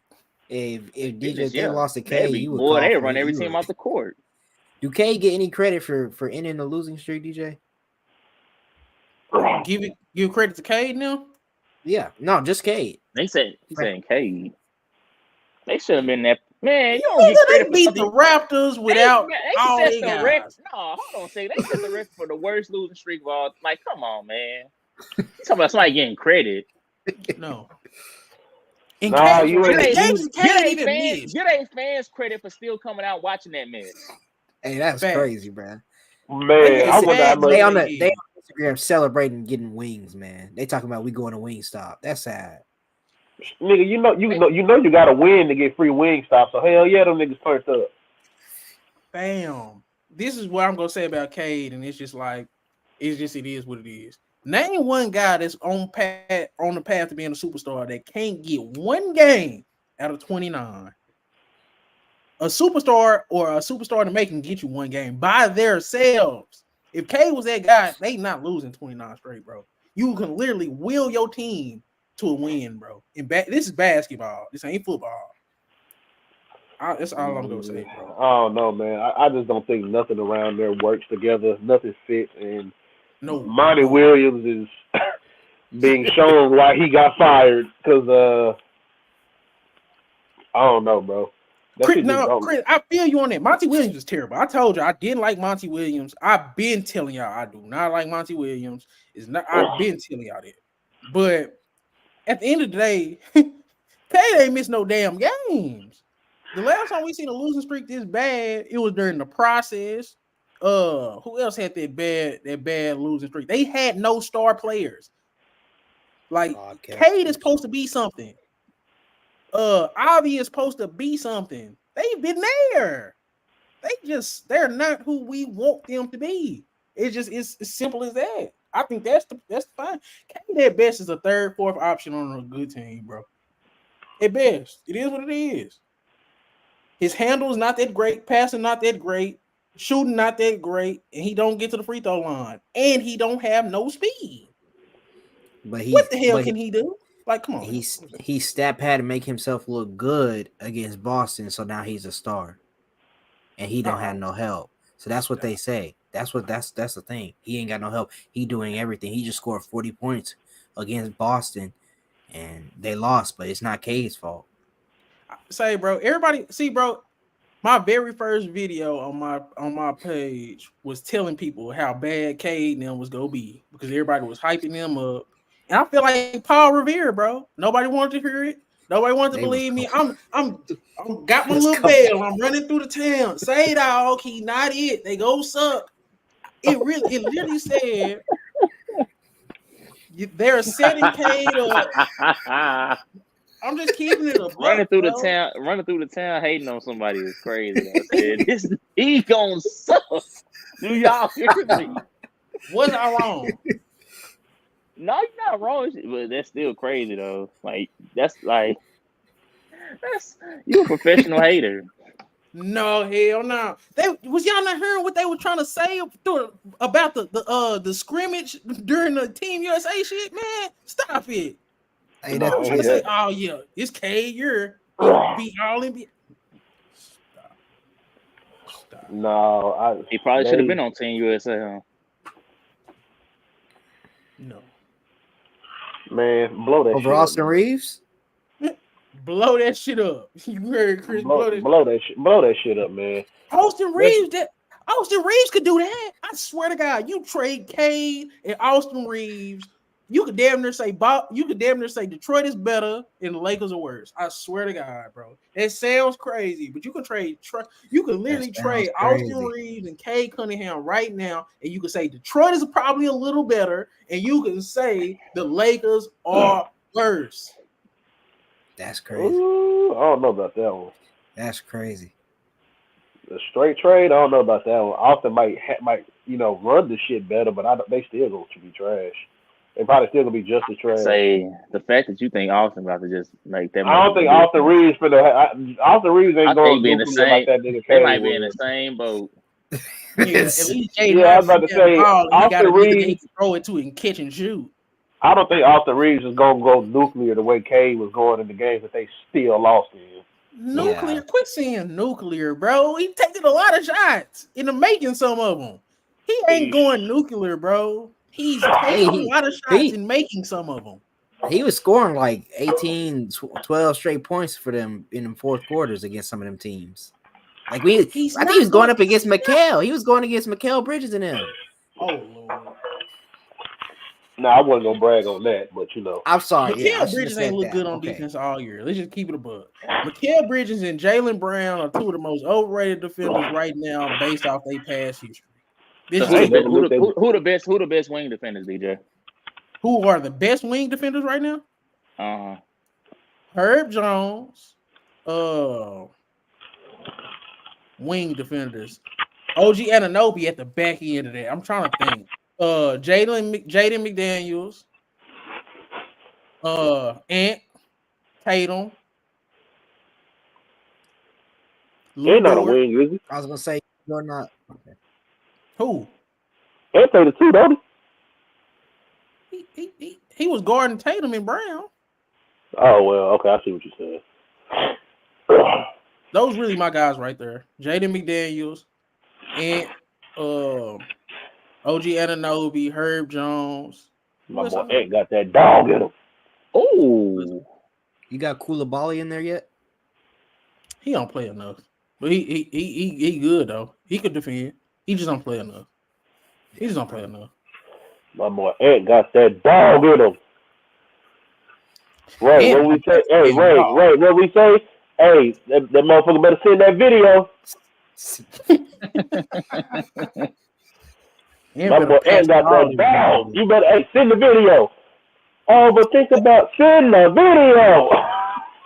So, and a throwback superstar shooting guard, bro. Goddamn black hole, boy. That boy become a black hole, bro. I watched him against goddamn OKC. He went the first 5 possessions. He ain't even turned his head. Like he didn't even do what Luka did. He just didn't turn his head at all. Going straight to the rack, falling down, looking for a foul. And sometimes he gotta get off the rock, bro. This dude, he just shut down. You said what happened? Bro, AD just locked Bam up for literally the whole 24-second shot. First, he tried to get a shot off. AD ripped him. He got the ball back. He looking for somebody to pass to. Nobody was open, so he tried to really get free from him. AD is not. He tried to throw up a little fade. No, block. Bruh. Y'all gonna stop playing with AD, man. AD is the defense player of the year. Siakam in Miami? He the only defense player of the year right now that is legit two-way too. Boy, these goddamn Clippers is a goddamn problem. Yeah. I'll give you that. These niggas is a problem. That nigga James Harden been going the fuck off. Harden, I apologize. Y'all all need to apologize to me. I kept saying over and over again. Harden only looking good because Paul George and Kawhi look good tonight. I ain't even talking about just tonight. I'm talking about like these just last couple of games, and the nigga been doing this thing, bro. So y'all gonna give me my credit on saying that, telling y'all to calm down. It's just a few games. The dudes are just shooting bad. Y'all remember? You got it. Them two guys I just named off though. In order for Harden game to continue to look this nice though, those guys got to show up. Harden can look nice all he wants to, but no, I'm saying, okay. Who talks about how nice your game is when you're losing? So if Kawhi and PG not playing good, they gonna start saying, man, this Harden stuff, man, blow it up. It don't look I'm right. not even gonna say that because that nigga Harden damn near. It looked like he averaging almost 10 assists for the most part since he been there. Well, since he been turning up lately, like, and that's because I'm looking at it right now. Even in some of these games where he just played bad, he still had double digits. Like he went 4 for 12 against Dallas, still got 11 assists. Went 4 for 13 against Memphis, still gave you 13. I mean, that's pretty much just what I want to see from him. Like, nigga, if you clearly are not shooting good, what else can you do for me? Like, that's really what I was just worried about with him was like, okay, nigga, if you not scoring, are you going to keep trying to do all these dribble moves and get the shot off, or are you going to try to contribute in another way? That's a good point, but it's just like, I mean, because think about it. When like, that's really all that he had done the most part. We've seen him get knocked out the playoffs. Shit get to hit in the fan. I'm talking after the Houston days, where he wasn't necessarily asked to do the bulk of the scoring. He was asked to facilitate when he was with Philly and goddamn Brooklyn. But it's like, if you're having a bad shooting night, are you just going to keep jacking up shit just because, or are you going to try to contribute in another way? That's the only question I had about this nigga when he went to the Clippers. Because I was like, nigga, it's only one ball. It's only one ball. And this nigga already walking here talking about, oh, no, I'm not, part of a system. I am the system. No, you're finna be part of a system, buddy. You're not that guy no more. I'm sorry. You're not that guy. You put Houston back on the map for a lot of years. You brought back a lot of good Houston Rocket basketball that we hadn't seen in a very, very long time. They haven't had a heyday since the 90s. Steve Francis was a little firecracker. Yao Ming and T-Mac couldn't stay healthy. You brought good basketball back to Houston that they didn't get to see. But you need to calm it down, my guy. You are not a system anymore. You fit in a system. This is the thing that people forget about James Harden. James Harden, a basketball savant. Let's just keep it above. He's a basketball. He's a genius level player. He's one of them in terms of IQ. He is, but even he just gotta care. But he can play on ball. He can play on ball. But even you have sat there and said the two niggas on that team that are some of the worst teammates to ever have. That came out your mouth. So all that can be true, but he can still be a jackass. And that's what it is. But in terms of this, is the difference between him and Westbrook. Westbrook is not a terrible teammate because he's a terrible guy. It's because he's basketball wise, he's not his decision making at times. Yeah, like He's not good with other guys. Like he has to have his own team in an orbit around him. James Harden can play with anybody and he can do anything on the basketball court if he wants to. The problem is he don't want to all the time. Yeah, that's the problem. Like, because with Russ, that's not good. With Russ, you gotta take the good and the bad. You know that he's gonna, give you all the energy and have all the motor, but he might just make some boneheaded decisions, and that's just something you gotta live with. Yeah, but the difference, but basketball wise, Harden he can fit in. You could just drop Harden anywhere. He could fit if he wants to. Russ, well, you can drop Harden in just because he can spread the flow. Russ ain't got no shot like that. Russ has to drive the ball. He's not a point guard that can spread the flow.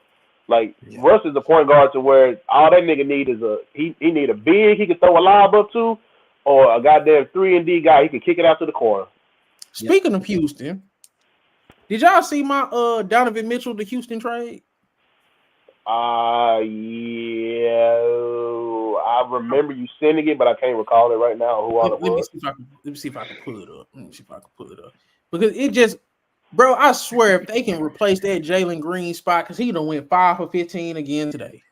If they can replace that Jalen Green spot, bro, with Donovan Mitchell, how y'all feel about that? I'm gonna bring up the trade. Houston gonna have to give up a lot for them to have to deal with that nigga. Nah. But then again, really, Jalen Green, I have to see it again when you pull it up. Jalen Green go to Utah, he getting put on the bench, man. They gonna move up that nigga Karis LeVert. Y'all see it? Yeah, I ain't mind this trade. Jalen, they not about to take no Victor Oladipo. Oh yeah, that's why I remember this shit now. Hell no, that's exactly what I remember. I said, nigga, if you ever in your life try to offer me Victor Oladipo for a pack of Skittles, man, take that nigga out and see if that trade works. Don't nobody want no busted ass Victor Oladipo. No, it's for the money. It's for the money, and it's going away after this year. It don't even matter. Really. I know it's for the money, nigga. I couldn't go home to my. I could not go home to my wife and tell her, "Hey, baby, I just got Victor Oladipo." Stop, bro. Hey, baby, look at the move I just made. I only said this trade just because Cleveland, they getting young assets in Jason Tate, Jalen Green, Cam Whitmore, then them 2 picks.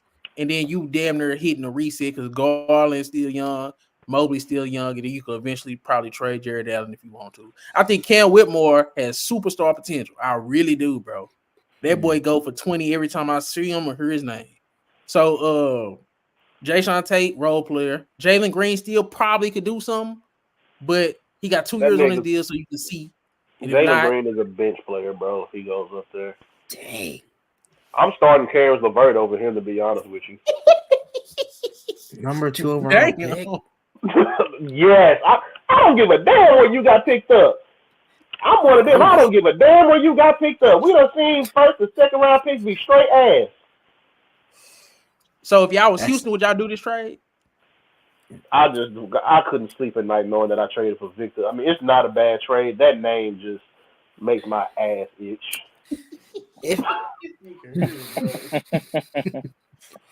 Hey, if I'm Houston, I'm giving up a lot. Man, look, man, anybody that see this shit later, because I don't even think there's anybody in this motherfucker right now, y'all tell me, would y'all be able to sleep at night knowing that I don't give a damn if it's just to get off of some money or what? I could not knowingly know that I just traded for Victor Oladipo, man. Oh my gosh. Victor. Damn. Y'all ain't finna try to tell me nothing good about that nigga. I understand the injuries and shit, but come on, man. This is where we are. Fuck all that. That nigga best memory was when he put on that damn Black Panther mask in the goddamn All-Star game, man. I don't want to hear nothing about no Victor Oladipo, nothing. His biggest known probably when everybody found out he came out with that R&B album. That nigga did do that. Would this make Houston contenders if they bring in Donovan Mitchell and put him next to Fred VanVleet, Donovan Mitchell, Tyree Eason, Jabari Smith? We just talked about a small backcourt, and now you over here putting him with Fred VanVleet. But then, if you want to go bigger, you got Amen Thompson, who is 6'7" point guard. Yeah, I was about to say, Donovan Mitchell at the 1, and then you can bring I was about to say, nigga, I would damn near. I was just about to say that. Y'all let me know what y'all think. I would probably put Thompson next to Donovan to give me some size. Yep. Let Van Vliet come off the bench, man. Yeah, but you see what I'm saying? It's so much more versatility and size in Houston. And y'all trust Mitchell to be the point guard, the starting point guard. Sengun still running. It's gonna be like Jokic and Jamal Murray. It's gonna be like Jokic and Jamal Murray. Just a great value version of so you just trust that Donovan Mitchell is gonna be a part of that program. Like, name me a time in his career where he's let somebody else be like running the show on offense. He was sharing the ball. He's never played with a big that can score. Never, ever. Even Mobley and Allen can't score. You just expect him mid-season to be in this situation the first time ever and be able to adapt to it. And we ain't never seen him in that situation before. Man, like, look, you just so sure. You so sure. I feel what you're saying, but sometimes, bro, when you a player in the, we're not talking about San Antonio that don't want to throw it to a 7'4" nigga right under the goddamn basket. I don't think Donovan Mitchell was a dummy. That nigga sees a game doing what he's doing. I think he's still going off for his 25, 30 a night. I think he'll be just fine. Facts. I think he'll be just fine. I think anybody that can do anything relatively close to what Jokic is doing, and we still see how Jamal Murray is playing, I think that nigga will be just fine. Yeah.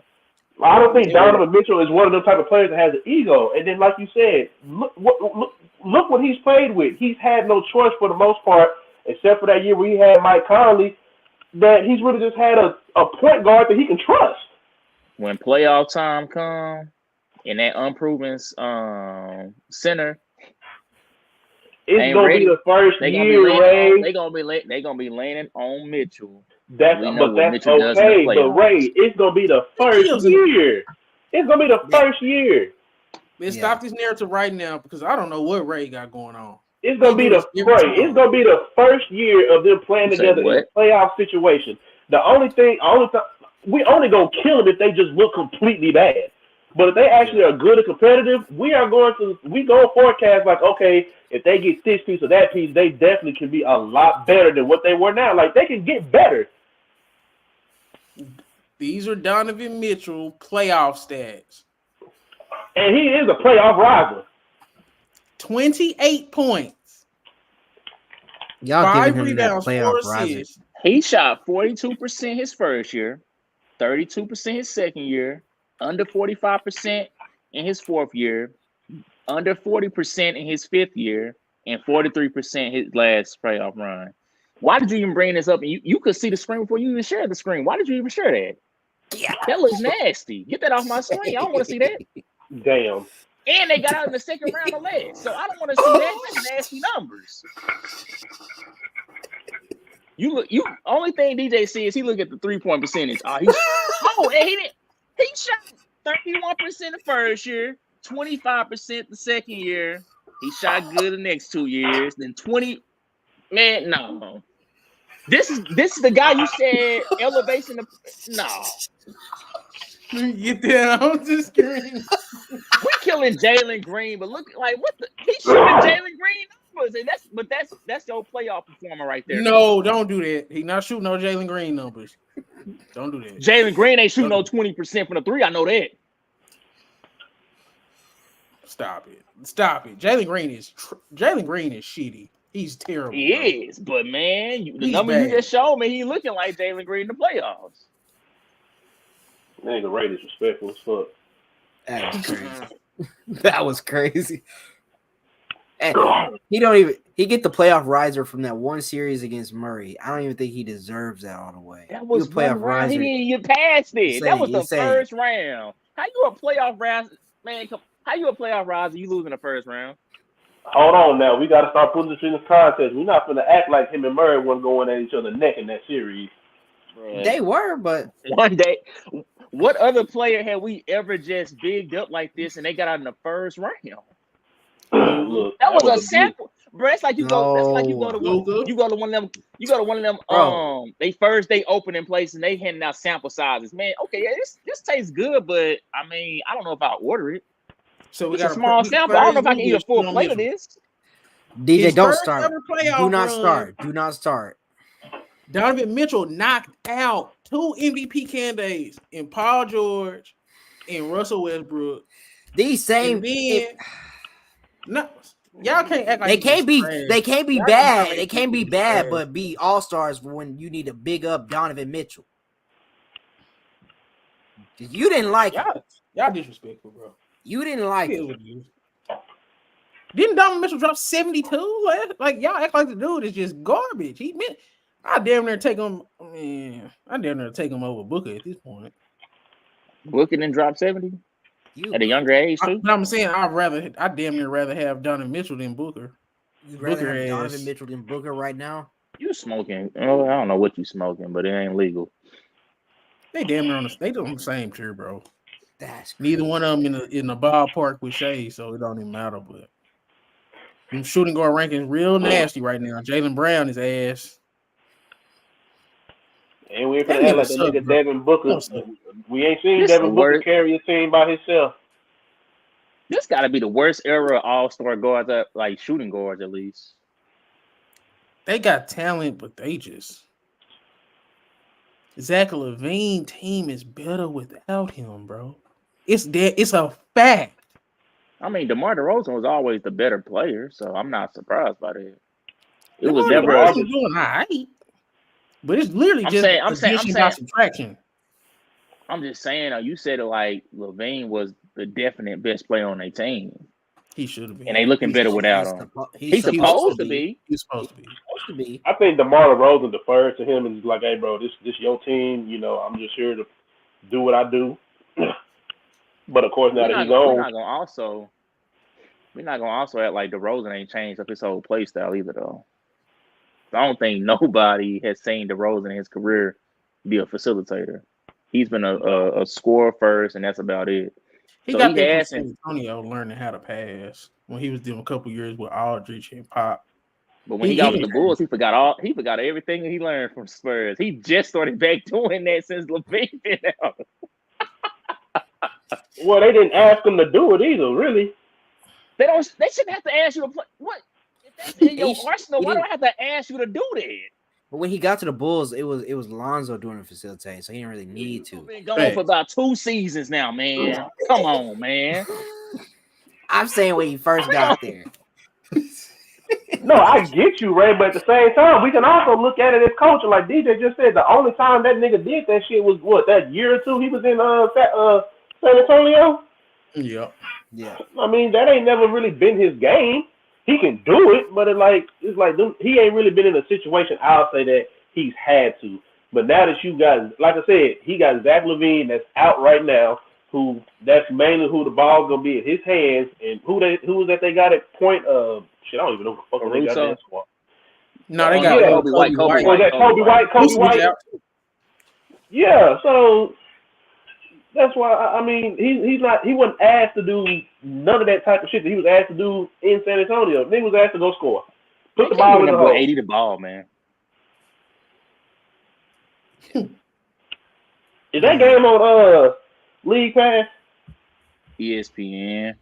Thank God I ain't got to go in the front to watch this motherfucker shit. But anybody got anything else they want to say about anything before I wrap it up? Hey, man. I ain't been here. This the funny thing about the media. AD been playing lights out this year, and I ain't heard nobody say nothing about this dude. You can say it's my Laker biasness, but am I lying? Has anybody heard anything about AD this year? Well, we heard they the 10th seed now. We are projecting them to be a top 3 seed. I was about to say, Ray, you ain't gonna hear them say nothing after they've been getting their ass with that play-in. That shit. I mean, that play-in shit. When Lakers missed the playoffs that one year. I mean, not that play-in. I'm talking about that in-season tournament. I'm talking about that in-season tournament. My bad. That's what I was talking about. When the Lakers missed the playoffs, we heard about them all year. What's different now? Right. They haven't missed the playoffs with AD, have they? Yes, they have. AD and LeBron was both there. They missed the playoffs that year when we had. Are you hearing what you're saying? Are you really trying to make this a topic? We heard about AD. Are you trying to make this a topic? Calling him street clothes. people They're joking damn about. near out the play-in, Ray. This is disgusting, bro. This is disgusting, bro. I don't care. How good are you playing if your ass can hardly stay in the game? You right. They missed it when they had that nigga Russ over there that first year. You right. You right. And we heard about them all year. We So I don't hear wanna about him, nothing but ain't about- nobody gonna give him no accolades. I mean, nobody's talking about him right now, bro. Because literally, like They suck. well, that and it's like, bro, the main thing that everybody was like kind of killing them on is like, okay, the Lakers gonna try real hard to get this in-season tournament thing, but what they gonna do after the fact? Like niggas thought they was riding that high horse a little bit too much on that shit, and they ain't looked good ever since that. Like they've had a losing record since that. They've had a losing record. Yeah, we talk about the Lakers, but we damn sure ain't finna talk about them when they losing. Ain't nobody giving niggas like what you say all the time. Ain't nobody giving niggas no praise for losing. I didn't even bring up the Lakers. I brought up AD's play. Well, Why even should we AD's play, care? we're not bringing it up because he's losing. If they would have went, because I think I saw something, they were like 3-7 after that play-in tournament or some shit. If they would have went 7-3, I guarantee you that they would have been talking about him. But you know, the media talks about what's pretty. Everybody talking about. I've been hearing everybody talk about SGA. I've been hearing everybody talk about Wembanyama just because he was the number 1 overall pick. And Detroit because they've been getting their ass beat. Like, that's the only teams that niggas been talking about. These niggas talk about what's cute, what's sexy. Talking about AD had a good game in a loss. Nobody give a fuck about that. And that's just what you know how these niggas are, man. They want to talk about what's cute, what's pretty. It's like defensive player of the year goes to the 10th seed. No, man. And that ain't gonna ever happen. Come on, bro. Especially, and then my thing is, you leaving out the expectations we had for AD and the Lakers as a team, not just individual. We don't care about your individual. If you making us look stupid as hell, we all had you a top 3 pick in y'all ass. If that's the case, nigga, we might as well put him in the same category as that nigga Cade. Yeah, we ain't talking about Steph. We don't give a damn about Steph right now. Nope. We don't give a damn about Steph. I ain't been hearing nobody talk about shit. Niggas talking about Bradley Beal more than they talking about KD and Booker because that nigga can't get on the goddamn court. Man. Y'all, man. These niggas talk about shit that's cute. These niggas don't really be talking about ball. They claim they do. That shit, bro. Yeah, man, we don't give a damn about AD right now, bro. Not right now. Get to a top 6 seed, then we'll reevaluate this, bro. You know better, right? This ain't one. I can't believe you. That's that Lakers fandom, dog. Anybody got anything else that's not depressing? Them niggas I didn't know they was the damn 10th seed, bro. Oh yeah, man. It's been looking nasty, bro. Like that stuff changes every day. One team win, other team lose. Okay, yeah, I went from the 7th seed to the 10th seed. So you saying that acting like the Lakers just so many games behind or something, like, bro, they literally like a half a game behind. They win tonight. They literally probably gonna hop over like 2 or 3 spots and be like a half a game or a half a game behind the 6th seed. What they need to do? They ain't that close. But I don't know. The Lakers are just Lakering right now. Hey, man, them niggas ass, bro. Like, when did we ever think that we say that the Houston Rockets in today's day and age will have a better record than the Los Angeles Lakers? Everybody else is above them niggas. I ain't too much shocked about, but come on now. We all knew that the Golden State Warriors was gonna be bad this year. We literally always like, yeah, Golden State, they're one game better than them. Everybody below the Lakers, they're pretty like that's what kind of we expect them to be. You know, especially with Memphis and, Ja had his suspension and shit like that. But even with that, nigga, what was we talking about? Could the Grizzlies get back to the play-in? These niggas are 6 wins away from the Lakers. Nasty, bro. It's nasty. That is bad. I can't believe you, bro. I mean, hey. I feel like AD past getting praised for playing bad playing good on a bad team. He's past that.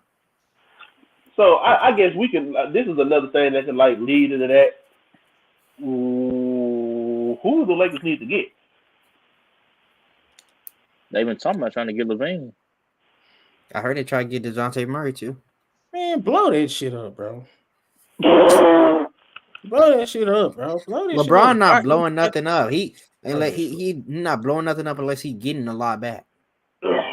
Bro, get LeBron, bro, get that nigga said trade LeBron too. bro, this That my nigga- thing, bro.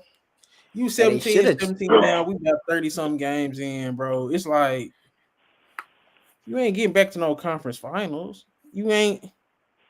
I don't see. You didn't have them get to a conference finals last year. Man, they done had this team. They did no, we're not doing that. They literally retooled. Bro, no, they done had it. They done had this team for a season.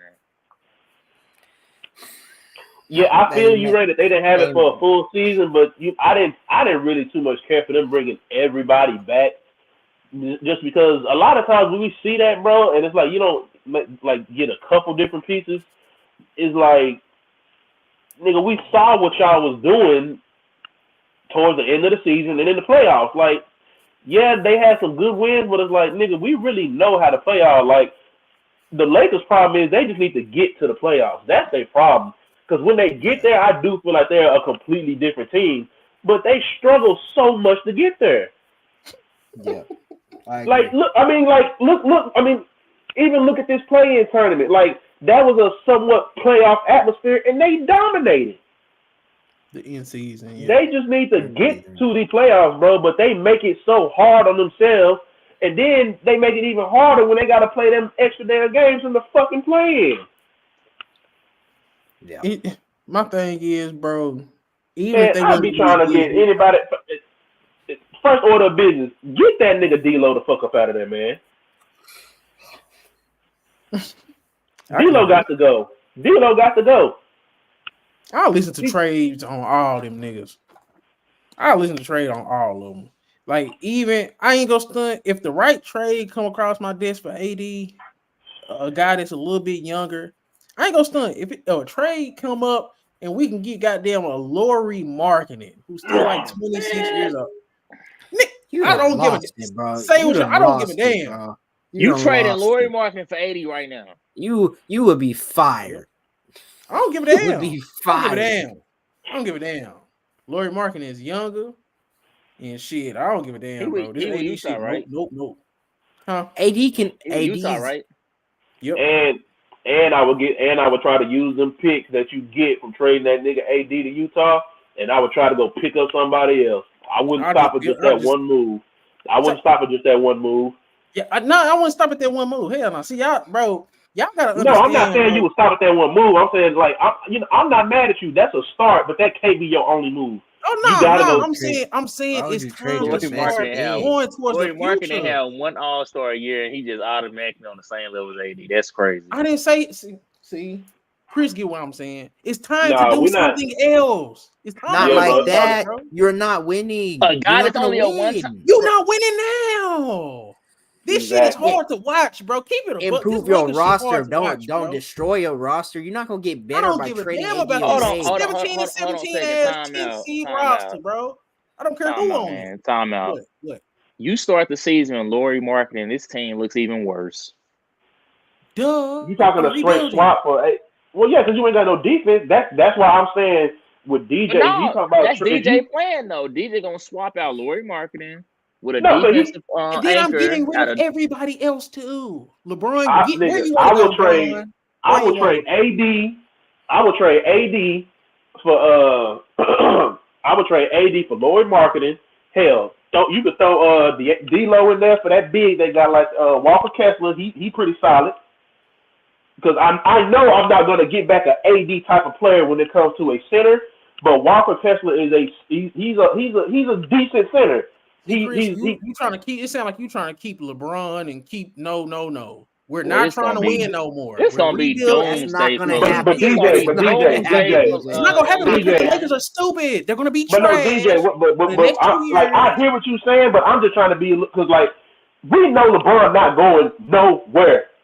That's the only reason why like I'm not putting him in it just because we know they're not gonna move him. We know they're not gonna move him. But if you want to keep his old ass around, fine. But everybody, I'm blowing up everything else. He's a part of the problem. He can't Get play that nigga- 82 games at a consistent level. He Get can't that do nigga- it. LeBron is nigga- LeBron in spurts these days. Neither can AD Debo. can't carry the scoring load by himself, and your role players are inconsistent or ass. Bro, you gotta blow this shit up, bro. They 17-17 at the 10th seed. When are you gonna make a decision to where it's like, say, man, let's build for the future and not for the next year or the rest of this season? And try to let this shit go before you not have a damn future. You saying Y'all LeBron one injury away from AD getting hurt. Y'all one AD injury away from just being irrelevant for the next 6-7 years, bro. Let's keep it up. Y'all blow all that. Right, they been healthy all season. Now you want to All start trying to season, jinx the for boy, real, man. That's for crazy. You Get can't that even nigga help D- be a get you that can't nigga- even help get be a that nigga professional. D-Lo hater, out of man. there. That's crazy. Jackson Hayes, sayonara. You just gonna be mad if LeBron get in the playoffs and he upsets the team you want to win. Man, If the Lakers get that 7 seed and they send Shea home, you gonna be sick. 7 seed. They get that 7 seed, they send Shea home, you gonna be sick. Listen to what you're saying. Listen to bro, y'all disgust me, bro. I bet they like that matchup. I bet they hoping for that matchup. Yeah, Boy, it's the 7th kill the fucking boys. seed. Everybody Boy, just 80 thought the gonna Lakers look. would be a 80 top gonna 3 look like. seed, 80 getting back to gonna a look conference like 99, finals. 7th 2000 seed is Shaq the on them Thunder. It's dudes. cool. I'm saying he 80 gonna cook. 80 gonna look like 99, 2000 Shaq on them boys. Ray, you disgust me, bro. Yeah, yo, He didn't bar. like it. Y'all done Last time set they the played bar them, what low he do so to them. low for the The Lakers. last Like time they he the played them, what he fucking do to them? So if they upset Lakers a might as well second be seed, that the ain't Cleveland nothing. Browns That ain't at this nothing. point. It ain't no That ain't- expectations. Let's just hopefully we can get in somewhere. This is Oh, disgusting. damn. This disgusting, bro. It ain't no expectations for the Lakers no more. This brand is done. Lakers brand is done, bro. It's done. So when They the hold 10th on a seed right second, now. Y'all hold like, on a second, yo, cause man, we can sneak into that 7th I be- seed. I be- and I we be get the forget- I matchup be- with sometimes- OKC. Nita, What the hell is we doing? Sometimes you be making me really forget that you was once a Lakers fan. So you forget when Kobe and Shaq was together, they was also like a 6 or 7 seed before, right? Going into the playoffs. You do realize that, right? Look, And they won a championship that year, right? 38-year-old LeBron and they're not Shaq and Kobe, bro. Stop it. They Stop just- it, stop They it. was Stop, Shaq and Kobe in stop. their prime. Barely made the playoffs a year, and they made it to won the finals. What are you What talking the about? hell does that got to do with AD and LeBron? After You we talking about thought this they ain't were top the 3 Lakers seed? I'm used to. What Lakers are you used to? Where'd you have the Lakers? Where'd you have the Lakers this season? I had them as top 3 team in the West Where are they at right now? in the play-in. So you don't feel no type of way about that? I mean, yeah, as a fan, yeah. So are you satisfied with doing this for the next 2 years with the same shit and not making no change for the future? You only care about right now? I'm really legit asking. It has nothing to do with AD and LeBron, though. I'm watching this game right now, and not just this game, the games I've seen in the past. Max Christie should not be in the rotation.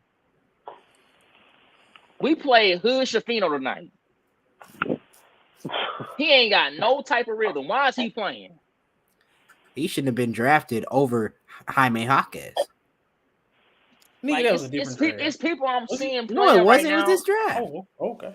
Jared Vanderbilt, he scares me on offense.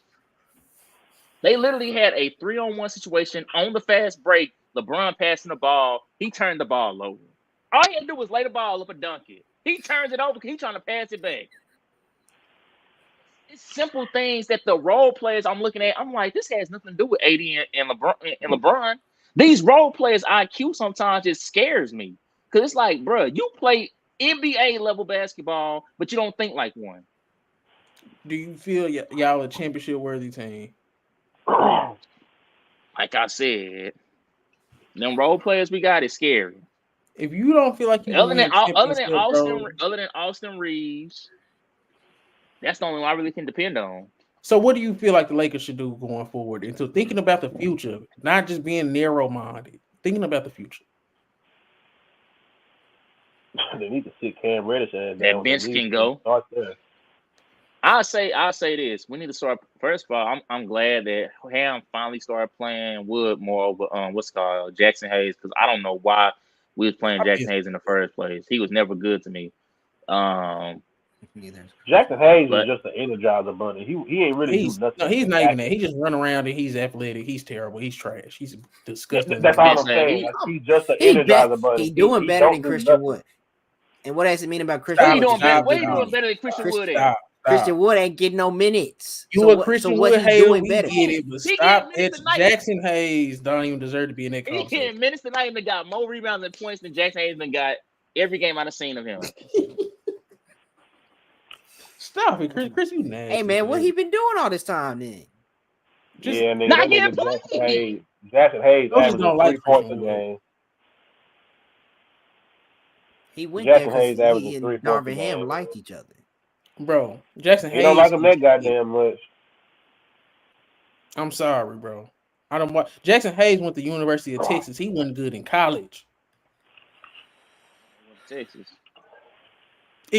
Exactly. It's like he was.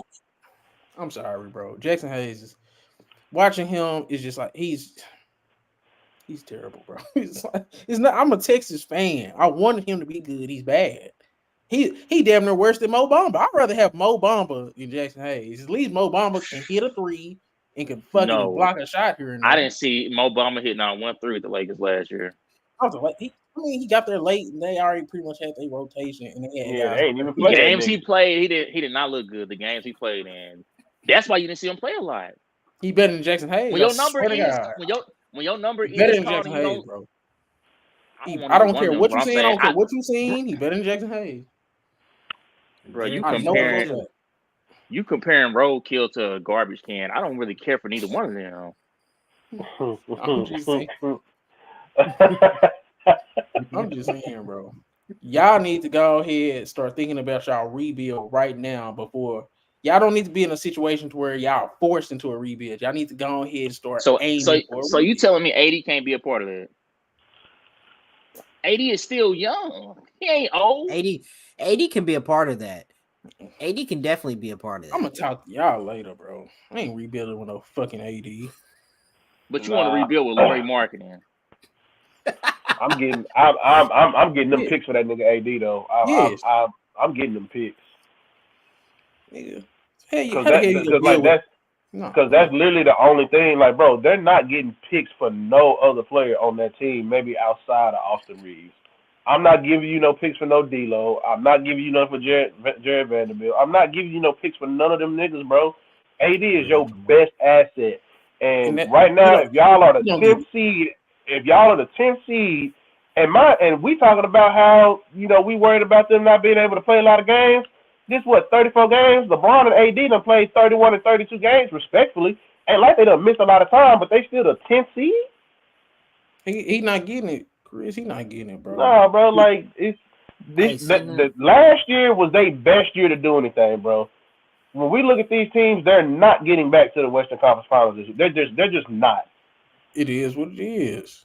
Let's assume that they do win the play-in right now, and let's just say, okay, at the 10th spot, so that means they would be the 8th seed.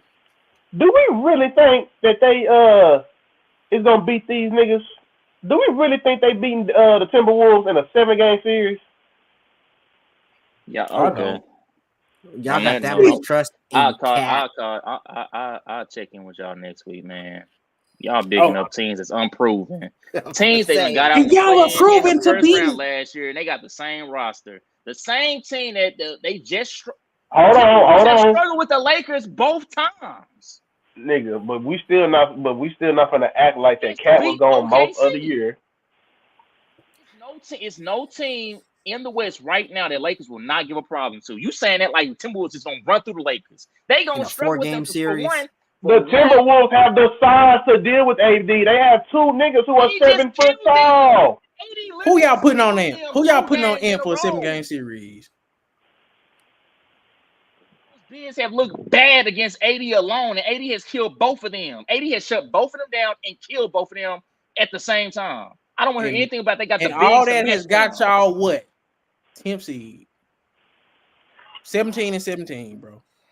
Like the proof is in the pudding. You acting like that's just so far out. You acting like that's so far out from being Man, up there anyway. I'm gonna talk to y'all later. We had them as a top 3 seed, and y'all talking about 10th seed. Okay. That's not that far from where. Hey. Okay, they're not a top 3 seed right now, but y'all act like still they won't be able to compete in the playoffs. And I think that's crazy. They gonna be able to compete, but nigga, you gotta understand when you get a 7th or 8th seed, that is bad. That means you're going up against a team that was good all year. Okay, so Miami, they was an 8th seed. What? So we calling them Lakers bad? Ain't no goddamn Miami, bro. They ain't got no sports. Miami, y'all had a terrible season. Y'all had a terrible season because y'all finished the AC, but y'all made the finals. Let's keep it above. Lakers have a terrible coach, y'all made the an AC, old ass star, and a fragile ass star, bro. And then they got terrible role players. I don't trust them. We thought they was gonna be good. They're proven to be shitty and all right at times. No, I don't trust them if they get a 7th seed, AD fragile? 1 or 2 seed, bro. I don't expect it. This sounds AD fragile. The thing with DJ is DJ likes to sound right when everything is looking in his favor. When things are uncertain, DJ ain't gonna speak on that.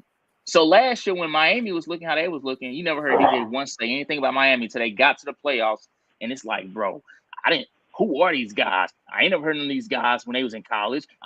But they was still proving him wrong. So DJ never once spoke about anything what they were like, what the result was going to be. He was just speaking on them individually. Like, I don't know these guys. I don't trust these guys. But he was never once saying they was going to lose the series either, though. Man, so now, did we forget they got to beat up on a Bucks team without Giannis and got to play the Knicks? Are we forgetting that? These the same Knicks y'all big up for beating Donovan Mitchell. So that he supposed to just say, "Hey guys, I'm not saying roll over, but we acting like they serious because otherwise we are acting like they played a full strength Milwaukee team with their star players, and we are trying to sit. They play a full strength Boston Celtics. Who was missing from Boston? Who was missing from Boston? Last time that's what he said. Who was missing from Boston? Nobody. They beat them. So Boston was the only fully healthy team, and they just so happened to beat them. So we're not gonna act like that these niggas had. Because they're not the best team in the whole East. And they are shaky. We have talked about Boston being shaky before. This is not nothing brand new. Bro, these niggas have made it to multiple conference finals, and they fuck up every year. Why are we acting like this is brand new? I'm not looking at this shit nothing new just because Miami did it. Miami done beat them before. But we're not going to sit here and act like the niggas. Get into the finals now. That's what we doing. Nigga, I do not see LeBron and AD being enough to beat the entire Minnesota Timberwolves. You just said that they role players are bad, and you think they're going to do something with the Timberwolves? DJ, I want you to be 100% honest right now. In the past, did we ever knock a team for their playoff run, or did we just say, man, they made it to the finals? Name me a time in the past where we really just knocked a team for a playoff run. Yeah, we have. We knocked LeBron for all them times going and losing. We knocked niggas for losing. But this is my thing. Boston regressed. They went to the finals, then they went to a conference finals, and they struggled both rounds en route to get to the damn conference finals. Then what the heck? Bro, we do not talk about your struggles when you get past it. Like, so what you saying? So what was you saying about Tatum and Brown? What was you saying? You wasn't. That was last year when they lost before they got to the finals. That's what I'm saying. Yes. You still didn't think Miami was gonna win. I'm talking about the year they got to the finals. Like they struggled to get there. I'm like, who cares? I'm talking about last year when they struggled against Philly, and then they low key damn near was getting come back on by Atlanta. And struggled against Philly without a Joel Embiid for a couple of games. And then they lost to a hobble. That's all I'm saying. Like, ain't nobody trying to take nothing away from them, but we got to put this shit into some type of context. I do not think they are beating the Bucks if Giannis is there. They're not beating them if Giannis is there. Boston did not play. Y'all still didn't pick Miami. Y'all still picked Boston. Bucks had a chance to win some games when Giannis got back and they didn't win. So I don't want to hear none of that. Okay, Ray. So let's stay on Boston. So we not gonna act like Boston didn't underwhelm last year to the point where they had to retool the whole damn roster. Is that the Miami Heat fault? No, but it's just like, bro, don't get to doing all that. Did you choose Boston to win that series? Were you saying all this beforehand? No, you were not. Now it's all a problem after Miami. We were saying we didn't. Nobody said that it was a problem. All we saying is all I'm trying to do is put this shit in the context. Two things can be true. I don't know why we acting like two things can't be true. Did Miami beat them? Yes. But they got to play an injured Bucks team and a Knicks team that nobody really. I didn't pick the Knicks to beat the Heat. Right now, we're doing all that talking shit about Brunson. Now, the Heat beat them. We always talking shit about Tatum and Brown to the point where they had to break some of their core up. But now we bigging that shit. Nah, bro. We done seen Jimmy Butler get to a finals before. So, yes, we didn't really expect this run. But then once we start seeing it unfold, it's like, we seen them do it before. So, it's like with this core, they just was missing Tyler Hero. That was the main reason why we felt like they couldn't do some of this shit. But once we start seeing it play out, if it was a player that y'all like got to the finals in that same Miami Heat situation, y'all be bigging him up right now. But since Jimmy Butler we gave Jimmy credit. Like what? We gave Jimmy credit, but he was playing bad against Boston. Caleb Martin was killing him. Now you taking it away. You trying to act like he didn't do much. I'm not taking it. You are. He just beat a sorry Boston team. Hold on a second. The same Knicks team that Chris and you were trying to downplay was the same Knicks team that y'all picked to beat the Heat in that series. I wish I had the receipts on me. I can probably just go find the video because we talked about it on the video. But y'all had them. I wasn't fooled by them. I knew the Knicks was gonna lose because to this day I still say the Knicks ain't like that. But the Lakers the 10th seed. Talk that. That sounds good. Oh man. Oh my gosh, bro. Blow that shit up. I don't see why you opposed to blowing that shit up, bro. This shit not gonna work. There's no ceiling for y'all to get no championship or getting back to the conference finals. If it happened, okay, but I'm saying I don't see that shit, bro. And it's just like I don't see why everybody be so opposed to blowing shit up when that shit is gonna benefit you in the long run. You look at every team that blows it up and does it the right way, they're better in the long run. Y'all gonna keep trying to put band-aids on all these goddamn on a sinking ship. Y'all trying to plug up holes on a sinking ship with band-aids, bro. Y'all need to just stop this shit, bro. Yeah, Miami is not going to try to get this nigga LeBron 38. It's not AD and LeBron. LeBron finna be damn near 40. Nigga finna have a son old enough to play in the NBA. And it ain't LeBron and AD. We still LeBron not playing at an all-star level. No, like I'm not even putting this so much on LeBron. It's like I get what how many times I hear what you're saying, but it's like but DJ, we know if they get to the point of blowing that up, you know that LeBron is gonna be the only untouchable piece.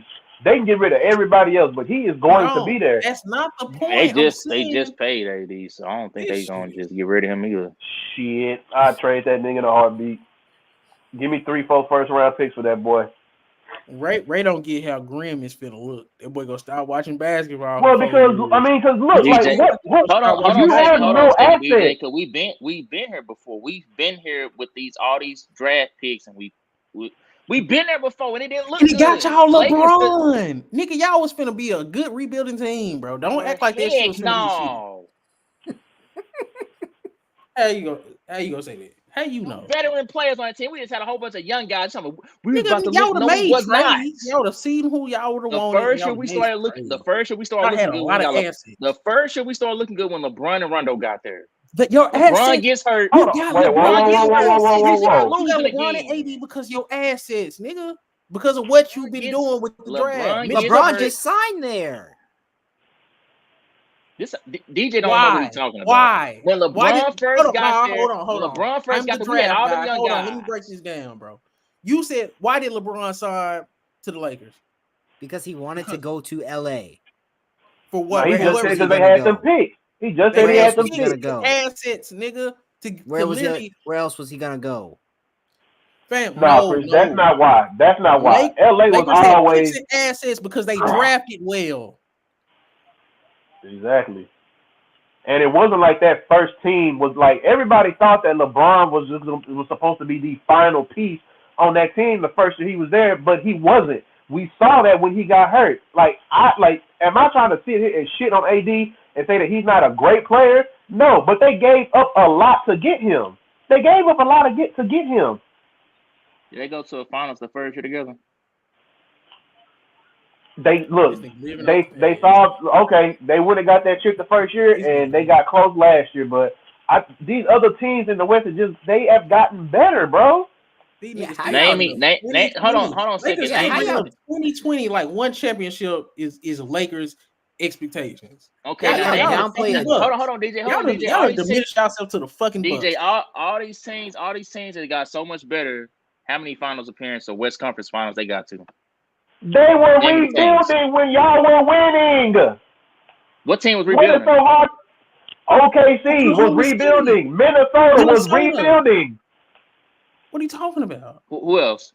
Phoenix had just went and got Chris Paul for Devin Booker the year they went to the finals. I think we're forgetting this.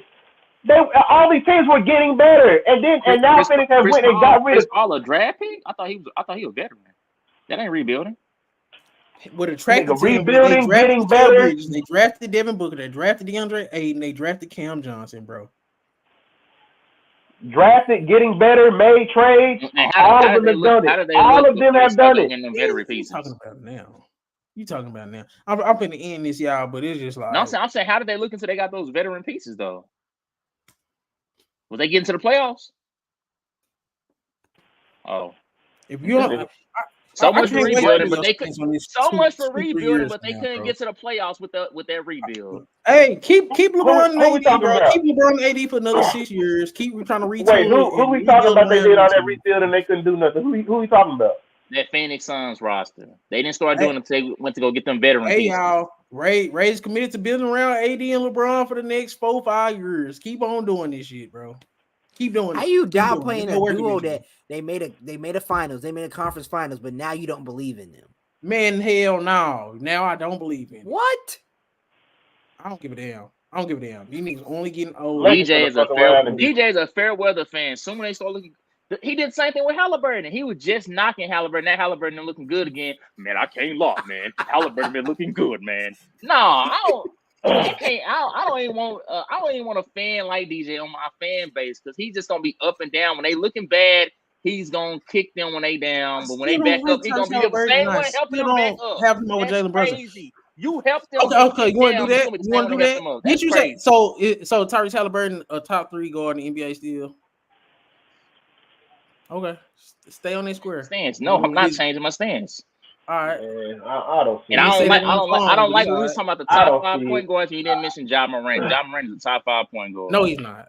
No, yes, he is. The Lakers he instantly came back. He's 6 or 7. He's 6 or 7. No, I don't give a damn what he done did in these. He got into a win streak. You love small sample sizes. Look, Chris, he the same nigga that said he commented on Instagram. Why you didn't have Houston as a top 10 team? Like you live in a goddamn moment, bro. Stop that shit. Sometimes you gotta project past the moment of right now.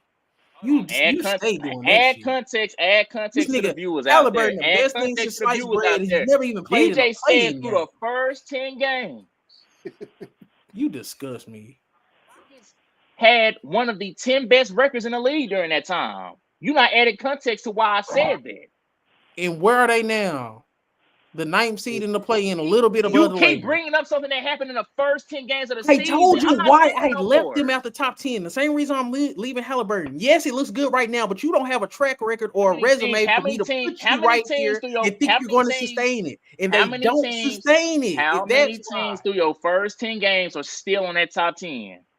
If you just saying that, because I know Houston ain't the only team that what's called Atlanta's the only team that's not in there, I think. And let me see.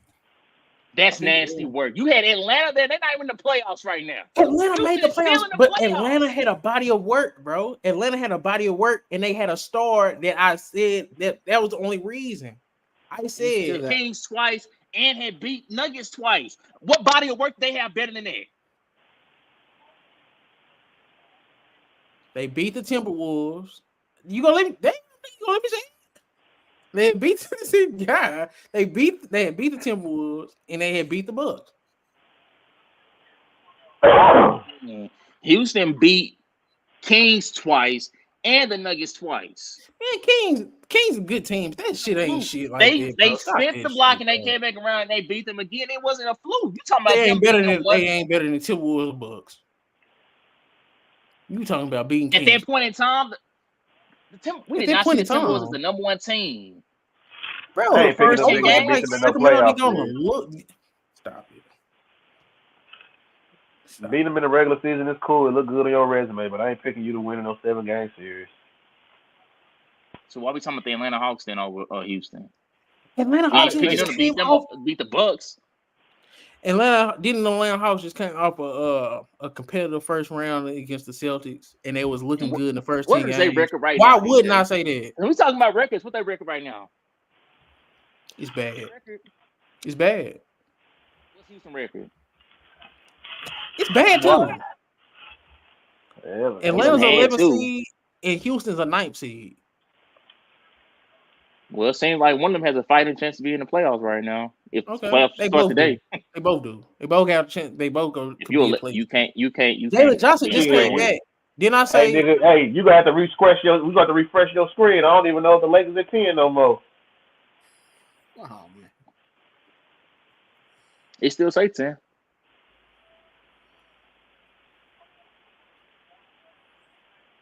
Nah, it's gonna lost to Heat. No Jamie. They losing with dudes not even scoring points like that. Lakers ass. I'm finna get off here, bro. I'll talk to y'all next week, man. You done muted yourself. You're mute, right?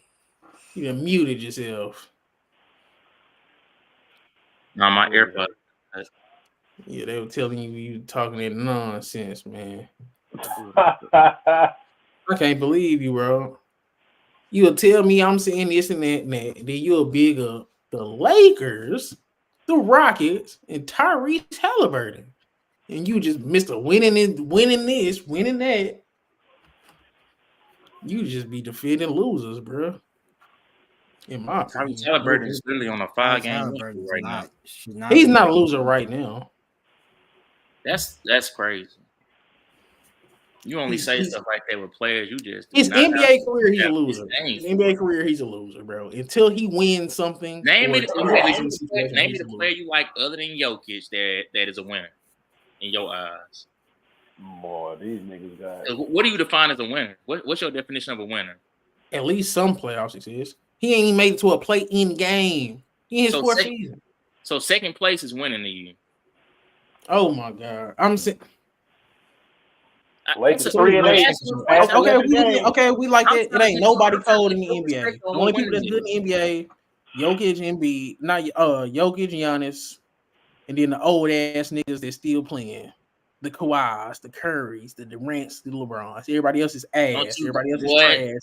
Y'all ain't won no finals. Y'all ass. Tatum, your ass. Luka, your ass. What has Cade done? What has Cade done outside of joining the super team? Oh my God! Oh shit! You try to speak the Durant name, but there's no one good in what he ain't no winner. Shit! Oh shit! Oh shit! This is another episode, nigga.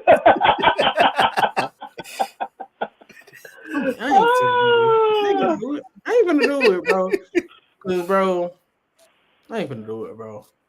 Y'all doing all that talking. Where's the Phoenix Suns in the standings versus where the Lakers at? That's all I'm gonna say. With all the shit Phoenix is done, Lakers been healthy. Lakers still ain't shit. Y'all ain't did shit compared to the Suns, bro. Everything you saying, bro. Suns, everything they done went through, they better than the Lakers. A healthy Lakers. So it is what it is. You can say what you want about KD. He's better than LeBron right now. And it just is what it is. Look at his numbers. Look where they are in the standings. Look at LeBron and look at where they at in the standings and say some old shit about Kevin Durant, man.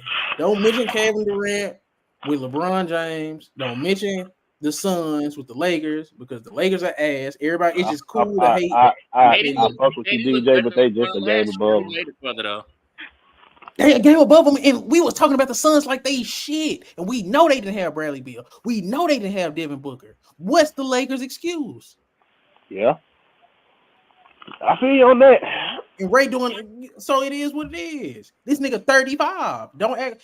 He been carrying them, man. So you can not respect KD all you want to, but you can't sit here and say anything like the Lakers is better, like LeBron is better. Because KD has done more with less, and he's been better individually.